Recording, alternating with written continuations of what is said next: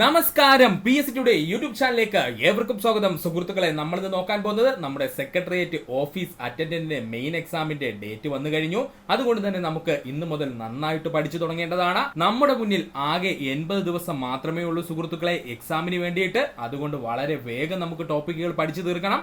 അങ്ങനെ പഠിച്ചു തീർക്കണമെങ്കിൽ PSC നിരന്തരം ആവർത്തിക്കുന്ന അല്ലെങ്കിൽ ചോദിക്കുന്ന ടോപ്പിക്കുകൾ എടുത്ത് ആദ്യം പഠിച്ചു തീർക്കുകയാണ് നമ്മൾ ചെയ്യേണ്ടത്. അതാണ് നമ്മൾ ഇവിടെ ക്ലാസ്സിൽ ചെയ്യാൻ പോകുന്നത്. സുഹൃത്തുക്കൾ ശ്രദ്ധിച്ചിരിക്കണം. വളരെ വളരെ ഇമ്പോർട്ടന്റ് ആയിട്ടുള്ള ടോപ്പിക്കുകൾ മാത്രമേ നമ്മൾ ചർച്ച ചെയ്യാൻ പോകുന്നുള്ളൂ. അപ്പോൾ PSC നിരന്തരം ആവർത്തിക്കുന്ന പ്രധാനപ്പെട്ട 5 ടോപ്പിക്കുകളാണ് നമ്മൾ ഇന്ന് നോക്കാൻ പോകുന്നത്. അവ ഏതൊക്കെയാണെന്ന് നമുക്കൊന്ന് നോക്കാം. ഘോര, ഗീതാഞ്ജലി എന്നിവ രചിച്ചത് രവീന്ദ്രനാഥ ടാഗോർ. ഭാഷ ഏതാണ്? ബംഗാളി ഭാഷയിൽ. ഇമ്പോർട്ടന്റ് ആണ്. പലരും ഹിന്ദി ഭാഷ എന്ന് വിചാരിച്ചു വെച്ചിട്ടുണ്ട്. തെറ്റാണ്. ഘോര, ഗീതാഞ്ജലി എന്നിവ രവീന്ദ്രനാഥ ടാഗോർ ആണ് എഴുതിയത്. അദ്ദേഹം ഏത് ഭാഷയിലാണ് എഴുതിയത്? ബംഗാളി ഭാഷയിൽ. സേവാസദൻ, പ്രേമാശ്രമം, രംഗഭൂമി, ഗോധൻ എന്നിവ എഴുതിയത് പ്രേംചന്ദ് ആണ്. അത് ഹിന്ദി ഭാഷയിലാണ് അദ്ദേഹം എഴുതിയത്. സേവാസദൻ, പ്രേമാശ്രമം, രംഗഭൂമി, ഗോധൻ എന്നിവ എഴുതിയത് ആരാ? പ്രേംചന്ദ് ആണ്. ഏത് ഭാഷയിലായിരുന്നു? ഹിന്ദി ഭാഷയിലായിരുന്നു. പാഞ്ചാലി ശബദം, കിളിപ്പാട്ട്, കണ്ണൻ പാട്ട്, കുയിൽപ്പാട്ട് എന്നിവ എഴുതിയത് സുബ്രഹ്മണ്യ ഭാരതി. തമിഴ് ഭാഷയില്. പഠിച്ചോളനെ. പാഞ്ചാലി ശബദം, കിളിപ്പാട്ട്, കണ്ണൻ പാട്ട്, കുയിൽപ്പാട്ട് എന്നിവ എഴുതിയത് സുബ്രഹ്മണ്യ ഭാരതിയാണ്. ഭാഷ ഏതാണ്? തമിഴ് ഭാഷയിൽ. എന്റെ ഗുരുനാഥൻ, ബാപ്പുജി, ഇന്ത്യയുടെ കരച്ചിൽ എന്നിവ എഴുതിയത് വള്ളത്തോൾ നാരായണ മേനോനാണ്. ഏത് ഭാഷയിലായിരിക്കും? നമ്മുടെ സ്വന്തം മലയാളം ഭാഷയില്. എന്റെ ഗുരുനാഥൻ, ബാപ്പുജി, ഇന്ത്യയുടെ കരച്ചിൽ എന്നിവ എഴുതിയത് വള്ളത്തോൾ നാരായണ മേനോൻ. ഏത് ഭാഷയിലാ? മലയാളം ഭാഷയില്. ഹയായത്ത് ഇ സാദി, ഹയായത്ത് ഇ ജാവീദ് എന്നിവ എഴുതിയത് അൽത്താഫ് ഹുസൈൻ ഹാലിയാണ്. ആരാണ്? അൽത്താഫ് ഹുസൈൻ ഹാലിയാണ്. ഇത് അദ്ദേഹം ഉറുദു ഭാഷയിലാണ് എഴുതിയത്. ഭാഷ ഏതാണ്? ഉറുദു ഭാഷയാണ്. അപ്പൊ പുസ്തകങ്ങൾ ഏതാ? ഹയായത്ത് ഇ സാദി, ഹയായത്ത് ഇ ജാവീദ് എന്നിവ എഴുതിയത് ആരാണ്? അൽത്താഫ് ഹുസൈൻ ഹാലിയാണ്. ഏത് ഭാഷയിലാണ്? ഉറുദു ഭാഷയിലാണ്. ഒന്നുകൂടി പറയാം സുഹൃത്തുക്കളെ, ശ്രദ്ധിക്കുക. ഘോര, ഗീതാഞ്ജലി എന്നിവ എഴുതിയത് രവീന്ദ്രനാഥ ടാഗോർ ആണ്. ഭാഷ ഏതാണ്? അത് ബംഗാളി ഭാഷയിലാണ്. സേവാസദൻ, പ്രേമാശ്രമം, രംഗഭൂമി, ഗോധൻ എന്നിവ എഴുതിയത് പ്രേംചന്ദ് ആണ്. ഭാഷ ഏതാണ്? ഹിന്ദി ഭാഷയിലാണ്. പാഞ്ചാലി ശബദം, കിളിപ്പാട്ട്, കണ്ണൻ പാട്ട്, കുയിൽപ്പാട്ട് എന്നിവ എഴുതിയത് സുബ്രഹ്മണ്യ ഭാരതിയാണ്. ഭാഷ ഏതാണ്? തമിഴ് ഭാഷയാണ്. എന്റെ ഗുരുനാഥൻ, ബാപ്പുജി, ഇന്ത്യയുടെ കരച്ചിൽ എന്നിവ എഴുതിയത് വള്ളത്തോൾ നാരായണ മേനോനാണ്. ഭാഷ ഏതാണ്? നമ്മുടെ സ്വന്തം മലയാളം ഭാഷയിൽ. ഹയായത്ത് ഇ സാദി, ഹയായത്ത് ഇ ജാവീദ് എന്നിവ എഴുതിയത് അൽത്താഫ് ഹുസൈൻ ഹാലിയാണ്. ഭാഷ ഏതാണ്? ഉറുദു ഭാഷയാണ്. അടുത്തതായി നമുക്ക് പഠിക്കുവാനുള്ളതാണ് ചെറിയ തോത് ഭൂപടങ്ങൾക്ക് ഉദാഹരണവും വലിയ തോത് ഭൂപടങ്ങൾക്ക് ഉദാഹരണവും. ഇത് നമ്മുടെ ടെക്സ്റ്റ് ബുക്കിൽ കൊടുത്തിരിക്കുന്നതാണ് സുഹൃത്തുക്കൾ. ഇമ്പോർട്ടൻസ് കൊടുത്ത് പഠിക്കണേ. ഇത് പോയിന്റ്, ഇത്രയും പറഞ്ഞ പോയിന്റ്സ് ജസ്റ്റ് ഒന്ന് കേട്ട് പോയെങ്കിലും കുഴപ്പമില്ല. പക്ഷെ ഇനി പറയുന്ന പോയിന്റ്സിന് ഇമ്പോർട്ടന്റ്. ചെറിയ തോത് ഭൂപടങ്ങൾക്ക് ഉദാഹരണമാണ് അറ്റ്ലസ് ഭൂപടങ്ങൾ. നമ്മൾ ഓൾറെഡി പറഞ്ഞു കഴിഞ്ഞാൽ അറ്റ്ലസ് എന്ന് പറയുമ്പോൾ ഈ ലോകത്തിലുള്ള എല്ലാ ഭൂഖണ്ഡങ്ങളും ചേർന്ന് രൂപപ്പെടുത്തിയിരിക്കുന്നതാണ് അറ്റ്ലസ് ഭൂപടം എന്ന് പറയുന്നത്. അതുകൊണ്ട് തന്നെ അതിന്റെ അളവ് എന്തായിരിക്കും? ചെറുതായിരിക്കും. ചുമർ ഭൂപടങ്ങൾ, ഒരു രാജ്യത്തിന്റെ ഭൂപടം ഓൾറെഡി നമ്മൾ പറഞ്ഞു കഴിഞ്ഞു. അതുപോലെ തന്നെയാണ് ലോക ഭൂപടം, ഭൂഖണ്ഡങ്ങളുടെ മാപ്പ്. ഭൂഖണ്ഡങ്ങളുടെ മാപ്പ് എന്തായിരിക്കും? ചെറിയ തോത് ഭൂപടത്തിന് ഉദാഹരണമാണ്. മലനിരകളുടെയും പീഠഭൂമികളുടെയും ഭൂപടം. ഇതിന് ഇമ്പോർട്ടൻസ് ഒന്ന് കൊടുത്തു പഠിച്ചോളണേ. മലനിരകളുടെയും പീഠഭൂമികളുടെയും ഭൂപടം എന്തിന് ഉദാഹരണം എന്ന് ചോദിച്ചാൽ ചെറിയ തോത് ഭൂപടങ്ങൾക്ക് ഉദാഹരണമാണ്. അതുപോലെ തന്നെ സമുദ്രങ്ങളുടെ ഭൂപടം എന്തിന് ഉദാഹരണം എന്ന് ചോദിച്ചാൽ അതും ചെറിയ തോത് ഭൂപടത്തിന് ഉദാഹരണമാണ്. ഓർക്കുക, സമുദ്രങ്ങളുടെ ഭൂപടം എന്തിന് ഉദാഹരണം എന്ന് ചോദിച്ചാൽ ചെറിയ തോത് ഭൂപടങ്ങൾക്ക് ഉദാഹരണമാണ്. ഒന്നുകൂടി ചെറിയ തോത് ഭൂപടങ്ങൾ എടുത്തു പറയാം. സുഹൃത്തുക്കളൊന്ന് എഴുതി വെച്ചിരിക്കുക.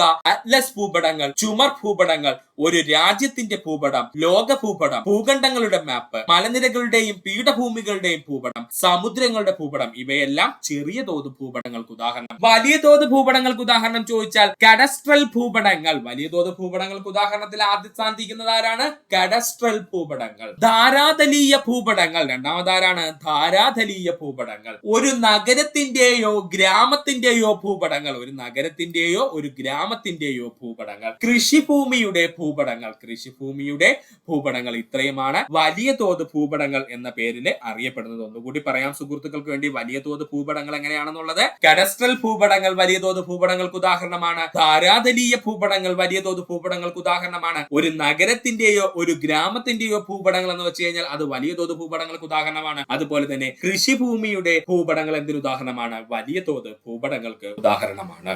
അടുത്തതായി ഒരു മാപ്പ് നോക്കുന്ന സമയത്ത് അല്ലെങ്കിൽ ഒരു ഭൂപടം നമ്മൾ നോക്കുന്ന സമയത്ത് അതിൽ നമ്മൾ മനസ്സിലാക്കേണ്ടതാണ് അതിൽ ഇൻക്ലൂഡ് ചെയ്തിട്ടുള്ള ചിഹ്നങ്ങളെ പറ്റി. എന്തൊക്കെ ചിഹ്നങ്ങളാണ് ആ ഭൂപടത്തിൽ ഉള്ളതെന്ന് അതിന്റെ സൈഡിൽ ഇങ്ങനെ എന്ത് ചെയ്തിരിക്കും? വിശദീകരിച്ച് കൊടുത്തിരിക്കും. വലത് സൈഡിലായിട്ട് അല്ലെങ്കിൽ മുകൾ ഭാഗത്ത് വലത് സൈഡിലായിട്ടോ എന്ത് ചെയ്തിരിക്കും? ചിത്രീകരിച്ചിരിക്കും. എന്തൊക്കെ ചിഹ്നങ്ങളാണ്, എന്തൊക്കെ ചിഹ്നങ്ങൾ എന്തിനെ പ്രതിദാനം ചെയ്യുന്നുള്ളത്. ഇത് സ്ഥിരം PSCയുടെ ക്വസ്റ്റ്യൻ മേഖലയാണ്. ഏകദേശം 50-ൽ കൂടുതൽ തവണ ഈ ഭാഗത്ത് നിന്ന് മാത്രം PSC ചോദ്യങ്ങൾ ചോദിച്ചിട്ടുണ്ട്. അതുകൊണ്ട് അത്ര ഇമ്പോർട്ടൻസ് കൊടുക്കുക സുഹൃത്തുക്കളെ. ടെക്സ്റ്റ് ബുക്കിൽ കൃത്യമായി പറഞ്ഞിരിക്കുന്നതാണ് നമ്മൾ പറയുന്നത് ഇവിടെ. അപ്പോ ഒരു ഭൂപടത്തിലെ ചിഹ്നങ്ങൾ എന്തൊക്കെയാണെന്ന് നമുക്കൊന്ന് നോക്കാം. അല്ലെങ്കിൽ ചിഹ്നങ്ങളുടെ നിറങ്ങളുമായി ബന്ധപ്പെട്ടിട്ടുള്ള പോയിന്റാണ് നമ്മൾ പഠിക്കേണ്ടത്. ഭൂമിശാസ്ത്രപരമായ സവിശേഷതകളെ പ്രതിനിധീകരിക്കാൻ കാർട്ടോഗ്രാഫർമാർ ചിഹ്നങ്ങൾ ഉപയോഗിക്കുന്നു. ഇതാണ് പഠിക്കേണ്ട പോയിന്റ്. ഭൂമിശാസ്ത്രപരമായിട്ടുള്ള സവിശേഷതകളെ പ്രതിനിധീകരിക്കുന്നതിന് വേണ്ടി കാർട്ടോഗ്രാഫർമാർ ചിഹ്നങ്ങൾ ഉപയോഗിക്കുന്നു. ഭൂപടത്തിലെ ഭൂസവിശേഷതകളെയും അവയെ തിരിച്ചറിയാൻ ഉപയോഗിക്കുന്ന നിറങ്ങളും. ഇതാണ് നമുക്ക് പഠിക്കാനുള്ള ഇമ്പോർട്ടന്റ് പോയിന്റ്. ഭൂപടത്തിലെ ഭൂസവിശേഷതകളും അവയെ തിരിച്ചറിയാൻ ഉപയോഗിക്കുന്ന നിറങ്ങളും. അക്ഷാംശ രേഖാംശ രേഖകള്. ആദ്യം എന്താ പറഞ്ഞത്? അക്ഷാംശ രേഖാംശ രേഖകള്. വരണ്ട ജലാശയങ്ങൾ, റെയിൽവേ പാത, ടെലിഫോൺ, ടെലിഗ്രാഫ് ലൈനുകൾ, അതിർത്തി രേഖകൾ ഇവയെല്ലാം കറുപ്പ് നിറമാണ്. ഇമ്പോർട്ടന്റ് ആയിട്ട് പഠിക്കണേ. ഈ ഭാഗത്തിന് നല്ല ഇമ്പോർട്ടൻസ് കൊടുക്കണേ. അക്ഷാംശ രേഖാംശ രേഖ. വരണ്ട ജലാശയങ്ങൾ അണ്ടർലൈൻ ചെയ്തങ്ങ് പഠിച്ചോളണം. വരണ്ട ജലാശയങ്ങൾ, റെയിൽവേ പാത, ടെലിഫോൺ, ടെലിഗ്രാഫ് ലൈനുകള്, അതിർത്തി രേഖകൾ എന്നിവ കറുപ്പ് നിറം ഉപയോഗിച്ച് രേഖപ്പെടുത്തും. നീരുറവ, സമുദ്രങ്ങൾ, നദികൾ, കുളങ്ങൾ, കിണറുകൾ, കുഴൽ കിണറുകൾ. ഇതിൽ നീരുറവ അണ്ടർലൈൻ ചെയ്തങ്ങ് പഠിച്ചോളണം. നീരുറവ, സമുദ്രങ്ങൾ, നദികൾ, കുളങ്ങൾ, കിണറുകൾ, കുഴൽ കിണറുകൾ എന്നിവ നീല നിറം ഉപയോഗിച്ച് ചിത്രീകരിച്ചിരിക്കുന്നു. നീരുറവ, സമുദ്രങ്ങൾ, നദികൾ, കുളങ്ങൾ, കിണറുകൾ, കുഴൽ കിണർ തിരിച്ചറിയുന്നതിന് നീല നിറം ഉപയോഗിക്കും. നൈസർഗിക സസ്യജാലങ്ങൾ, വൃക്ഷങ്ങൾ, പുൽമേടുകൾ, മരങ്ങളും കുറ്റിച്ചെടികളും ഫലവൃക്ഷത്തോട്ടങ്ങൾ അണ്ടർലൈൻ ചെയ്തങ്ങ് പഠിച്ചോളണേ.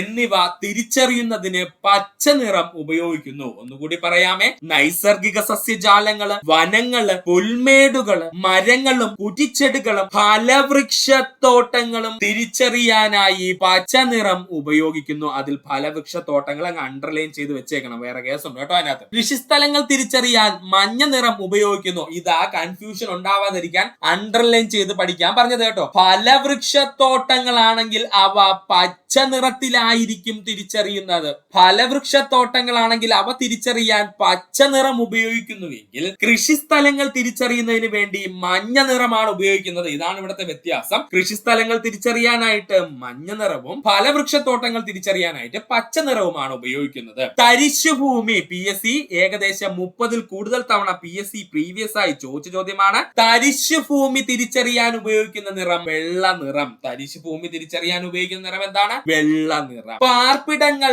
റോഡ്, പാതകൾ, ഗ്രിഡ് ലൈനുകൾ അണ്ടർലൈൻ ചെയ്ത് പഠിച്ചോളണേ. ഗ്രിഡ് ലൈനുകൾ, സ്മാരകങ്ങൾ, ലൈറ്റ് ഹൗസ്, ആരോഗ്യ കേന്ദ്രങ്ങൾ എന്നിവ തിരിച്ചറിയാൻ ഉപയോഗിക്കുന്ന നിറമാണ് ചുവപ്പ് നിറം. ഇമ്പോർട്ടന്റ് പോയിന്റ് ആണ് പറഞ്ഞത്. ഇതിൽ തന്നെ ഗ്രിഡ് ലൈനുകൾ സുഹൃത്തുക്കൾ ഇമ്പോർട്ടൻസ് കൊടുത്ത് പഠിക്കണേ. ഗ്രിഡ് ലൈനുകൾ ഇമ്പോർട്ടൻസ് കൊടുത്ത് പഠിക്കുക. അതിനോടൊപ്പം തന്നെ ലൈറ്റ് ഹൗസ്, ആരോഗ്യ കേന്ദ്രങ്ങൾ ഇവയൊന്ന് വായിച്ചു വെച്ചിരിക്കുക. അപ്പോ പാർപ്പിടങ്ങൾ, റോഡ്, പാതകൾ, ഗ്രിഡ് ലൈനുകൾ, സ്മാരകങ്ങൾ, ലൈറ്റ് ഹൗസ്, ആരോഗ്യ കേന്ദ്രങ്ങൾ എന്നിവ തിരിച്ചറിയാൻ ഉപയോഗിക്കുന്ന നിറം ചോദിച്ചാല് ചുവപ്പ് നിറമാണ്. ഒന്നുകൂടി പറയാം. അക്ഷാംശ രേഖാംശ രേഖകൾ, വരണ്ട ജലാശയങ്ങൾ, റെയിൽവേ പാത, ടെലിഫോൺ, ടെലിഗ്രാഫ് ലൈനുകള്, അതിർത്തി രേഖകൾ എന്നിവ തിരിച്ചറിയാൻ ഉപയോഗിക്കുന്ന നിറം കറുപ്പ്. നീരുറവ, സമുദ്രങ്ങൾ, നദികൾ, കുളങ്ങൾ, കിണറുകൾ, കുഴൽ കിണറുകൾ എന്നിവയുടെ തിരിച്ചറിയാൻ ഉപയോഗിക്കുന്ന നിറം ചോദിച്ചു കഴിഞ്ഞാൽ അത് നീല നിറം. നൈസർഗിക സസ്യജാലങ്ങൾ, വനങ്ങൾ, പുൽമേടുകൾ, മരങ്ങളും കുറ്റിച്ചെടികളും ഫലവൃക്ഷത്തോട്ടങ്ങൾ എന്നിവ തിരിച്ചറിയാൻ ഉപയോഗിക്കുന്ന നിറം ചോദിച്ചാൽ പച്ച നിറം. കൃഷിസ്ഥലങ്ങളാണെങ്കിൽ അത് മഞ്ഞ നിറത്തിലും തരിശു ഭൂമിയാണെങ്കിൽ അത് വെള്ള നിറത്തിലും തിരിച്ചറിയാൻ ഉപയോഗിക്കും. പാർപ്പിടങ്ങൾ, റോഡ്, പാതകൾ, ഗ്രിഡ് ലൈനുകൾ, സ്മാരകങ്ങൾ, ലൈറ്റ് ഹൗസ്, ആരോഗ്യ കേന്ദ്രങ്ങൾ ഇവ തിരിച്ചറിയാൻ വേണ്ടി ചുവപ്പ് നിറം എന്ത് ചെയ്യുന്നു? ഉപയോഗിക്കും. ബാക്കി വെച്ചിരുന്ന പോയിന്റ് ആണ് പറയാൻ പോകുന്നത്. അത് കുറച്ച് ഇമ്പോർട്ടന്റ് ഉള്ളതുകൊണ്ടാണ് ലാസ്റ്റ് പറയാന്ന് പറഞ്ഞത്. എല്ലാം കൂടി പറഞ്ഞു കഴിഞ്ഞാൽ കൺഫ്യൂഷൻ നമുക്ക്. ഇനി നമ്മൾ പറയാൻ പോകുന്നതാണ് കോണ്ടൂർ രേഖകളും അവയുടെ നമ്പരും. കോണ്ടൂർ രേഖകളും അവയുടെ നമ്പരും അണ്ടർലൈൻ ചെയ്തങ്ങ് പഠിച്ചോളണേ. കോണ്ടൂർ രേഖകളും അവയുടെ നമ്പരും. ഫോം ലൈനുകൾ അതും ഒന്ന് പഠിച്ചു വെച്ചോളണേ. പാറക്കൂട്ടങ്ങൾ. ആരാണ്? പാറക്കൂട്ടങ്ങൾ. മണൽക്കൂനകളും കുന്നുകളും തിരിച്ചറിയാൻ ഉപയോഗിക്കുന്ന നിറം തവിട്ട് നിറമാണ്. മോസ്റ്റ് ഇമ്പോർട്ടന്റ് പോയിന്റ് ആയിട്ട് പഠിക്കുവാനുള്ളതാണ്. കോണ്ടൂർ രേഖകളും അവയുടെ നമ്പരും, ഫോം ലൈന്, പാറക്കൂട്ടങ്ങൾ, മണൽക്കൂനകളും മണൽക്കുന്നുകൾ എന്നിവ തിരിച്ചറിയാൻ ഉപയോഗിക്കുന്ന നിറം എന്ന് ചോദിച്ചാൽ തവിട്ട് നിറമാണ്. അതിന് ഏറ്റവും ഇമ്പോർട്ടന്റ് ഉള്ളത് കൊണ്ടാണ് അവസാനമായിട്ട് നമ്മൾ പറഞ്ഞത്. ഒന്നുകൂടി പറയാം, ഏറ്റവും ഇമ്പോർട്ടന്റ് ആണ് പഠിക്കുക. കോണ്ടൂർ രേഖകളും അവയുടെ നമ്പരും, ഫോം ലൈന്, പാറക്കൂട്ടങ്ങള്, മണൽക്കൂനകളും മണൽക്കുന്നുകളും എന്നിവ തിരിച്ചറിയാൻ ഉപയോഗിക്കുന്ന നിറം എന്ന് ചോദിച്ചാൽ അത് തവിട്ടു നിറമാണ്. ഏത് നിറമാ സുഹൃത്തുക്കളെ? തവിട്ടു നിറമാണ്. വാസ്കോഡഗാമ ഇന്ത്യയിലെത്തിയത് 1498 മെയ് മാസം 20 കോഴിക്കോട് ചെമ്മാഞ്ചേരി പഞ്ചായത്ത് കാപ്പാട് കടപ്പുറത്തിലെ പന്തലായനി ബീച്ചിൽ. ഇങ്ങനെ തന്നെ പഠിക്കുക സുഹൃത്തുക്കളെ, ഇമ്പോർട്ടന്റ് പോയിന്റ് ആണ്. അപ്പൊ വാസ്കോഡഗാമ ഇന്ത്യയിലെത്തിയത് എന്നെന്ന് ചോദിച്ചാൽ 1498 മെയ് മാസം 20 കോഴിക്കോട് ജില്ലയിലെ ചെമ്മാഞ്ചേരി പഞ്ചായത്തിലെ കാപ്പാട് തുറമുഖത്തുള്ള പന്തലായനി ബീച്ചിലാണ്. ഇത്രയും ഭാഗം ഇമ്പോർട്ടൻസ് കൊടുത്തു പഠിക്കുക. ഒന്നുകൂടി എടുത്തു പറയുന്നു, 1498 മെയ് മാസം 20 കോഴിക്കോട് ചെമ്മാഞ്ചേരി പഞ്ചായത്തിലെ കാപ്പാട് കടപ്പുറത്ത് പന്തലായനി ബീച്ചിലാണ് വാസ്കോഡഗാമ എത്തിയത്. വാസ്കോഡഗാമയ്ക്കൊപ്പം കേരളത്തിലെത്തിയ പോർച്ചുഗീസ് നാവികനാണ് അൽവാരോ വെൻഹോക്ക്. മറക്കരുത്, വാസ്കോഡഗാമയ്ക്കൊപ്പം കേരളത്തിലെത്തിയ പോർച്ചുഗീസ് നാവികനാരെന്ന് ചോദിച്ചാൽ അൽവാരോ വെൻഹോവാണ്. അൽവാരോ വെൻഹോവാണ്. വാസ്കോഡഗാമയുമായി കച്ചവട ബന്ധത്തിൽ ഏർപ്പെട്ട കോഴിക്കോട് രാജാവ് നമ്മൾ ഓൾറെഡി പറഞ്ഞു കഴിഞ്ഞു, സാമൂതിരി. വാസ്കോഡഗാമയുമായിട്ട് കച്ചവട ബന്ധത്തിൽ ഏർപ്പെട്ടിരുന്ന കോഴിക്കോട് രാജാവായിരുന്നു ചോദിച്ചു കഴിഞ്ഞാൽ അത് സാമൂതിരിയായിരുന്നു. വാസ്കോഡഗാമ അന്തരിച്ച വർഷം 1524 ഡിസംബർ മാസം 24 1524 ഡിസംബർ മാസം 24 വാസ്കോഡഗാമ അന്തരിച്ചത്. വാസ്കോഡഗാമയുടെ ഭൗതിക അവശിഷ്ടങ്ങൾ അടക്കം ചെയ്തിട്ടുള്ള പള്ളി സെന്റ് ഫ്രാൻസിസ് ചർച്ച് കൊച്ചി. എന്താണ് വാസ്കോഡഗാമയുടെ ഭൗതിക അവശിഷ്ടങ്ങൾ അടക്കം ചെയ്തിട്ടുള്ള കേരളത്തിലെ പള്ളി എന്ന് ചോദിച്ചാൽ, അല്ലെങ്കിൽ ഇന്ത്യയിലെ പള്ളി എന്ന് ചോദിച്ചാൽ അത് സെന്റ് ഫ്രാൻസിസ് ചർച്ച് കൊച്ചിയാണ്. വാസ്കോഡഗാമയുടെ ഭൗതിക ശരീരം കൊച്ചിയിൽ നിന്നും പോർച്ചുഗലിലേക്ക് കൊണ്ടുപോയ വർഷം, അല്ലെങ്കിൽ പോർച്ചുഗീസിലേക്ക് കൊണ്ടുപോയ വർഷം 1539. അപ്പോ 1524 ഡിസംബർ 24 വാസ്കോഡഗാമ കേരളത്തിൽ വെച്ച് ധരിക്കുന്നു. വാസ്കോഡഗാമയുടെ ഭൗതിക ശരീരം അടക്കം ചെയ്ത പള്ളി എന്ന് ചോദിച്ചു കഴിഞ്ഞാൽ സെന്റ് ഫ്രാൻസിസ് ചർച്ച് കൊച്ചിയിലാണ്. 1539 വാസ്കോഡഗാമയുടെ ഭൗതിക ശരീരം കൊച്ചിയിൽ നിന്നും പോർച്ചുഗലിലേക്ക് എന്ത് ചെയ്തു? കൊണ്ടുപോയി. വാസ്കോഡഗാമയുടെ ഭൗതിക അവശിഷ്ടം ഇപ്പോൾ സ്ഥിതി ചെയ്യുന്നത് ജെറോമിനസ് കത്തീഡ്രൽ ലിസ്ബൺ ആണ്. മറക്കരുത്, വാസ്കോഡഗാമയുടെ ഭൗതിക ശരീരം ഇപ്പോൾ എവിടെയാണ് സ്ഥിതി ചെയ്യുന്നത് ചോദിച്ചാൽ അത് ജെറോമിനസ് കത്തീഡ്രൽ ലിസ്ബണിലാണ്. ലിസ്ബണിലെ ജെറോമിനസ് കത്തീഡ്രലിലാണ്. വാസ്കോഡഗാമ എന്ന സ്ഥലം സ്ഥിതി ചെയ്യുന്ന സംസ്ഥാനം ചോദിച്ചു കഴിഞ്ഞാൽ അത് ഗോവയാണ്. ഗോവയിലെ ഒരു സ്ഥലത്തിന്റെ പേര് വാസ്കോഡഗാമ എന്ന് നാമകരണം ചെയ്തിരിക്കുന്നു. വാസ്കോഡഗാമയുടെ ഇന്ത്യയിലെത്തിയ, അല്ലെങ്കിൽ വാസ്കോഡഗാമയുടെ ഇന്ത്യൻ സന്ദർശനത്തിന്റെ വർഷങ്ങൾ ഒന്ന് പഠിക്കുക സുഹൃത്തുക്കളെ. 100-ൽ കൂടുതൽ തവണ PSC പ്രീവിയസ് ആയി ചോദിച്ചതാണ്, അതുകൊണ്ട് അതിന് ഇമ്പോർട്ടൻസ് കൊടുത്ത് പഠിക്കുക. 1498 വാസ്കോഡഗാമ കേരളത്തിൽ ആദ്യമായി എത്തി. എല്ലാവർക്കും അറിയാവുന്ന പോയിന്റ് ആണ്. 1498 മെയ് മാസം 20 വാസ്കോഡഗാമ കേരളത്തിലെത്തി. 1502 വാസ്കോഡഗാമ രണ്ടാമത് കേരളത്തിലെത്തി. 1502 വാസ്കോഡഗാമ രണ്ടാമത് വീണ്ടും കേരളത്തിലെത്തുന്നു. 1524 വാസ്കോഡഗാമ അവസാനമായി കേരളത്തിലെത്തുന്നത്. ആ വർഷം അദ്ദേഹം മരണപ്പെടുകയും ചെയ്തു. 1498 ആദ്യമായി കേരളത്തിലെത്തുന്നു, 1502 രണ്ടാമതായി കേരളത്തിലെത്തുന്നു, 1524 മൂന്നാമതായിട്ടും എന്ത് ചെയ്യുന്നു? വാസ്കോഡഗാമ ഇന്ത്യയിലെത്തുന്നു. അവസാനമായി എത്തിയ വർഷം ചോദിച്ചാൽ 1524. ആ വർഷം അദ്ദേഹം അന്തരിക്കുന്നു. അടുത്തതായി PSC പ്രീവിയസ് ആയി ചോദിച്ചതാണ് HTML. എന്താ സുഹൃത്തുക്കളെ HTML എന്ന് പറഞ്ഞു കഴിഞ്ഞാൽ? HTMLന്റെ പൂർണ്ണരൂപം ഹൈപ്പർ ടെക്സ്റ്റ് മാർക്കപ്പ് ലാംഗ്വേജ്. ഈ മാർക്കപ്പ് അങ്ങ് പഠിച്ചു വെച്ചോണേ, ഇമ്പോർട്ടന്റ് ആണ്. ഇതിൽ ഹൈപ്പർ ടെക്സ്റ്റ് കഴിഞ്ഞിട്ട് ഈ മാർക്കപ്പിന്റെ സ്ഥാനത്ത് എമ്മുമായി ചേർത്തിട്ടുള്ള പല വേർഡും PSC മാറ്റിയും തിരിച്ചിട്ട് ചോദിച്ചിട്ടുണ്ട്. കൺഫ്യൂഷൻ ഉണ്ടാവരുത്, ഇവിടെ വെച്ച് അങ്ങ് പഠിച്ചു പോവുക. HTMLന്റെ പൂർണ്ണരൂപം ചോദിച്ചാൽ ഹൈപ്പർ ടെക്സ്റ്റ് മാർക്കപ്പ് ലാംഗ്വേജ് എന്നാണ്. എന്താണ്? മാർക്കപ്പ് ലാംഗ്വേജ് എന്നാണ്. വെബ്സൈറ്റുകളും വെബ് പേജുകളുടെയും നിർമ്മാണത്തിനായി ഉപയോഗിക്കുന്ന ഒരു പ്രോഗ്രാമിംഗ് ഭാഷയാണ് HTML. പഠിച്ചോളനെ, വെബ്സൈറ്റുകളും അതുപോലെ വെബ് പേജുകളുടെ നിർമ്മാണത്തിന് ഉപയോഗിക്കുന്ന ഒരു പ്രോഗ്രാമിംഗ് ഭാഷയാണ് HTML. HTML നിർമ്മിക്കുന്ന ഒരു പേജിനെ സാധാരണയായി വെബ് പേജ് എന്നറിയപ്പെടുന്നു. HTML നിർമ്മിക്കുന്ന അല്ലെങ്കിൽ HTML ഭാഷ ഉപയോഗിച്ച് നിർമ്മിക്കുന്ന ഒരു പേജിനെ സാധാരണയായിട്ട് വെബ് പേജ് എന്നറിയപ്പെടുന്നു. ഒന്നുകൂടി പറയാൻ സുഹൃത്തുക്കളെ ശ്രദ്ധിക്കുക. HTML എന്താണെന്നാണ് നമ്മൾ നോക്കിയത്. HTMLന്റെ പൂർണ്ണ രൂപമാണ് PSC ഏറ്റവും കൂടുതൽ ചോദിച്ചിട്ടുള്ളത്. ഹൈപ്പർ ടെക്സ്റ്റ് മാർക്കപ്പ് ലാംഗ്വേജ് എന്നാണ്. അതിൽ മാർക്കപ്പ് ലാംഗ്വേജ് എന്ന് വ്യക്തമായിട്ട് പഠിച്ചോളുക. ഇതിൽ എമ്മിന്റെ സ്ഥാനത്ത് പല പേരുകളിട്ട് PSC തെറ്റിപ്പിക്കും, അതുകൊണ്ട് അത് വ്യക്തമായിട്ട് പഠിക്കുക. വെബ്സൈറ്റുകളും വെബ് പേജുകളും നിർമ്മിക്കാൻ ഉപയോഗിക്കുന്ന പ്രോഗ്രാമിംഗ് ഭാഷ അറിയപ്പെടുന്ന പേരാണ് HTML. HTML നിർമ്മിക്കുന്ന ഒരു പേജിനെ സാധാരണയായിട്ട് വെബ് പേജ് എന്ന പേരിൽ അറിയപ്പെടുന്നു. പഠിക്കുക. അടുത്തതാണ് വെബ് ബ്രൗസർ. എന്താണ് വെബ് ബ്രൗസർ എന്നാണ് നമ്മൾ നോക്കാൻ പോകുന്നത്. ഇന്റർനെറ്റിലുള്ള കോടിക്കണക്കിന് വിവരങ്ങളിൽ നമുക്ക് ആവശ്യമായത് മാത്രം തിരഞ്ഞെടുത്ത് നമ്മുടെ മുന്നിൽ എത്തിക്കുവാൻ സഹായിക്കുന്ന സോഫ്റ്റ്വെയറുകൾ അറിയപ്പെടുന്ന പേരാണ് വെബ് ബ്രൗസറുകൾ. പഠിക്കുക. ഇന്റർനെറ്റിലുള്ള കോടിക്കണക്കിനുള്ള വിവരങ്ങളിൽ നമുക്ക് ആവശ്യമായ അല്ലെങ്കിൽ നമ്മൾ ടൈപ്പ് ചെയ്ത് കൊടുത്ത കാര്യം മാത്രം തിരഞ്ഞെടുത്ത് നമ്മുടെ മുന്നിൽ എത്തിക്കുവാൻ സഹായിക്കുന്ന സോഫ്റ്റ്വെയറുകളാണ് വെബ് ബ്രൗസറുകൾ എന്ന പേരിൽ അറിയപ്പെടുന്നത്. വെബ് ബ്രൗസറുകളുടെ ഉദാഹരണമാണ് PSC ഏറ്റവും കൂടുതൽ പ്രീവിയസ് ആയി ഈ ഭാഗത്ത് ചോദിക്കുന്നത്. അവ ഏതൊക്കെയാണ് നമുക്ക് നോക്കാം. Google Chrome, safari, Mozilla Firefox, Microsoft edge, Opera ഇവയെല്ലാം PSC പ്രീവിയസ് ആയി ചോദിച്ചിട്ടുള്ളതാണ് വെബ് ബ്രൗസറുകളുടെ സ്ഥാനത്ത്. അതുകൊണ്ട് സുഹൃത്തുക്കൾ വ്യക്തമായിട്ട് ഈ ഭാഗം പഠിക്കാൻ ശ്രമിക്കുക. എന്താണ് വെബ് ബ്രൗസർ എന്ന് ചോദിച്ചു കഴിഞ്ഞാൽ ഇന്റർനെറ്റിലുള്ള കോടിക്കണക്കിന് വിവരങ്ങൾ നമുക്ക് ആവശ്യമായത് മാത്രം തിരഞ്ഞെടുത്തുകൊണ്ട് നമ്മുടെ മുന്നിൽ എത്തിക്കുവാൻ സഹായിക്കുന്ന സോഫ്റ്റ്വെയറുകളാണ് വെബ് ബ്രൗസറുകൾ എന്നറിയപ്പെടുന്നത്. വെബ് ബ്രൗസറിന്റെ ഉദാഹരണം ഈ പറഞ്ഞിരിക്കുന്ന 6 എണ്ണവും സുഹൃത്തുക്കൾ പഠിക്കണം. പഠിക്കാതെ പോവരുത്. സ്ഥിരം PSC ഇതിൽ നിന്ന് ഏതെങ്കിലും ഒരെണ്ണമായിരിക്കും ഉദാഹരണമായിട്ട് ചോദിക്കുന്നത്. അതുകൊണ്ട് പഠിക്കുക. Google Chrome, safari, Mozilla Firefox, Microsoft edge, Opera ഇത്രയും സുഹൃത്തുക്കളെ പഠിച്ചു വെക്കുക. അടുത്തതാണ് വെബ്സൈറ്റ്. എന്താ സുഹൃത്തുക്കളെ വെബ്സൈറ്റ്? നമ്മൾ കുറെ നേരമായിട്ട് വെബ് ബ്രൗസറും വെബ്സൈറ്റും എന്നൊക്കെ പറയുന്നുണ്ട് അല്ലെ. എന്താ സുഹൃത്തുക്കളെ വെബ്സൈറ്റ് എന്ന് പറഞ്ഞു കഴിഞ്ഞാല് ഉപഭോക്താക്കൾക്ക് ആവശ്യമുള്ള വിവരങ്ങൾ നിറഞ്ഞ ഒരു കൂട്ടം വെബ് പേജുകളും അവയിൽ ഉൾപ്പെടുത്തിയിട്ടുള്ള ചിത്രങ്ങൾ, വീഡിയോകൾ, ശബ്ദങ്ങൾ, ആനിമേഷനുകൾ, സോഫ്റ്റ്വെയറുകൾ ഇവയെല്ലാം സെർവറുകളിൽ ഒരു ഫോൾഡറായിരിക്കും സൂക്ഷിക്കുന്നത്. ഇത്തരം ഫോൾഡറുകൾ അറിയപ്പെടുന്ന പേരാണ് വെബ്സൈറ്റുകൾ. അതായത് നമ്മളിപ്പോ നമ്മുടെ ലാപ്ടോപ്പിലോ അല്ലെങ്കിൽ മൊബൈലിലോ ഒക്കെ നമ്മൾ എന്ത് ചെയ്യും, പാട്ടുകളും വീഡിയോസ് ഒക്കെ നമ്മൾ ഓരോ പേരിൽ ഫോൾഡറായിട്ട് സേവ് ചെയ്ത് വെക്കും അല്ലെ. അതുപോലെ ഇന്റർനെറ്റിൽ ചെയ്തു വെക്കും. ഇതിനെ വിളിക്കുന്ന പേരാണ് വെബ്സൈറ്റ് എന്നതാണ് നമ്മൾ ഓപ്പൺ ചെയ്യുമ്പോൾ കയറി വരുന്നത് കേട്ടോ. ഉപഭോക്താക്കൾക്ക് ആവശ്യമായിട്ടുള്ള വിവരങ്ങൾ നിറഞ്ഞതും ഒരു കൂട്ടം വെബ് പേജുകളും ഉപഭോക്താക്കൾക്ക് ആവശ്യമായിട്ടുള്ള വിവരങ്ങൾ നിറഞ്ഞ ഒരു കൂട്ടം വെബ് പേജുകളും അവയിൽ ഉൾപ്പെടുത്തിയിട്ടുള്ള ചിത്രങ്ങൾ, വീഡിയോകൾ, ശബ്ദങ്ങൾ, ആനിമേഷനുകൾ, സോഫ്റ്റ്വെയറുകൾ ഇവയെല്ലാം സെർവറുകളിൽ ഒരു ഫോൾഡറായിരിക്കും സൂക്ഷിക്കുന്നത്. ഇത്തരം ഫോൾഡറുകൾ അറിയപ്പെടുന്ന പേരാണ് വെബ്സൈറ്റുകൾ എന്നുള്ളത് പഠിക്കുക.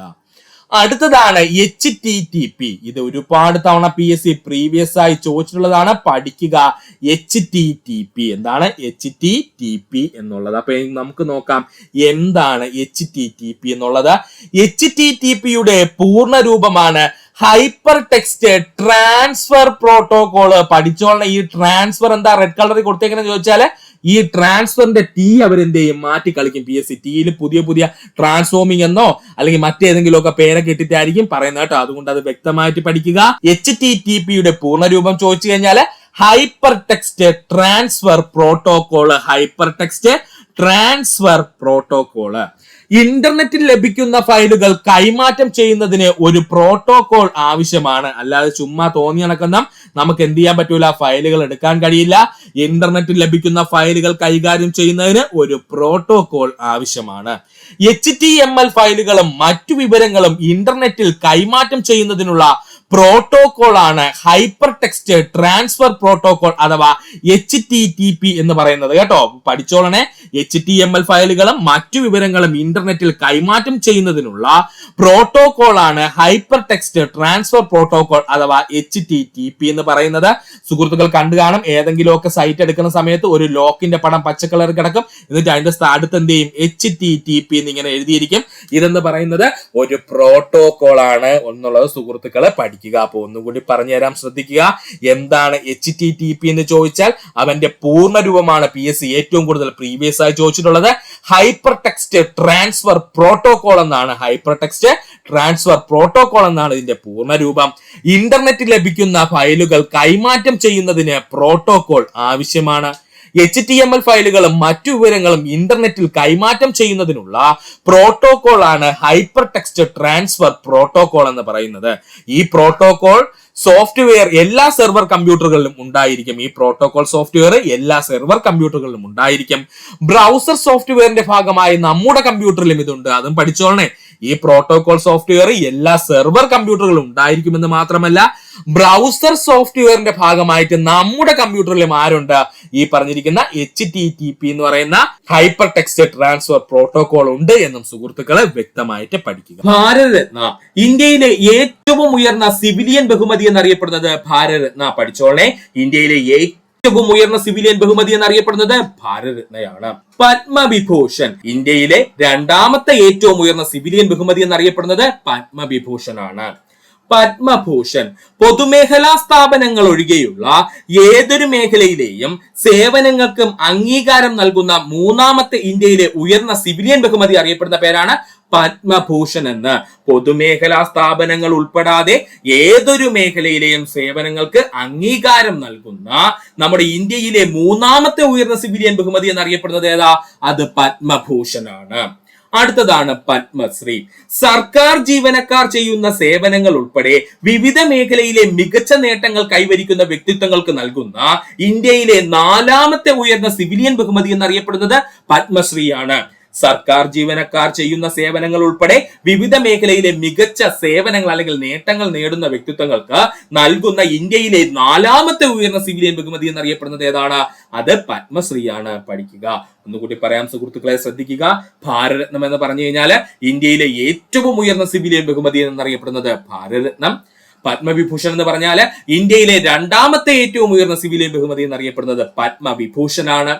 പത്മഭൂഷൺ എന്താ? പൊതുമേഖലാ സ്ഥാപനങ്ങൾ ഒഴികെയുള്ള ഏതൊരു മേഖലയിലെയും സേവനങ്ങൾക്ക് അംഗീകാരം നൽകുന്ന ഇന്ത്യയിലെ മൂന്നാമത്തെ ഏറ്റവും ഉയർന്ന സിവിലിയൻ ബഹുമതി എന്നറിയപ്പെടുന്നത് പത്മഭൂഷൺ ആണ്.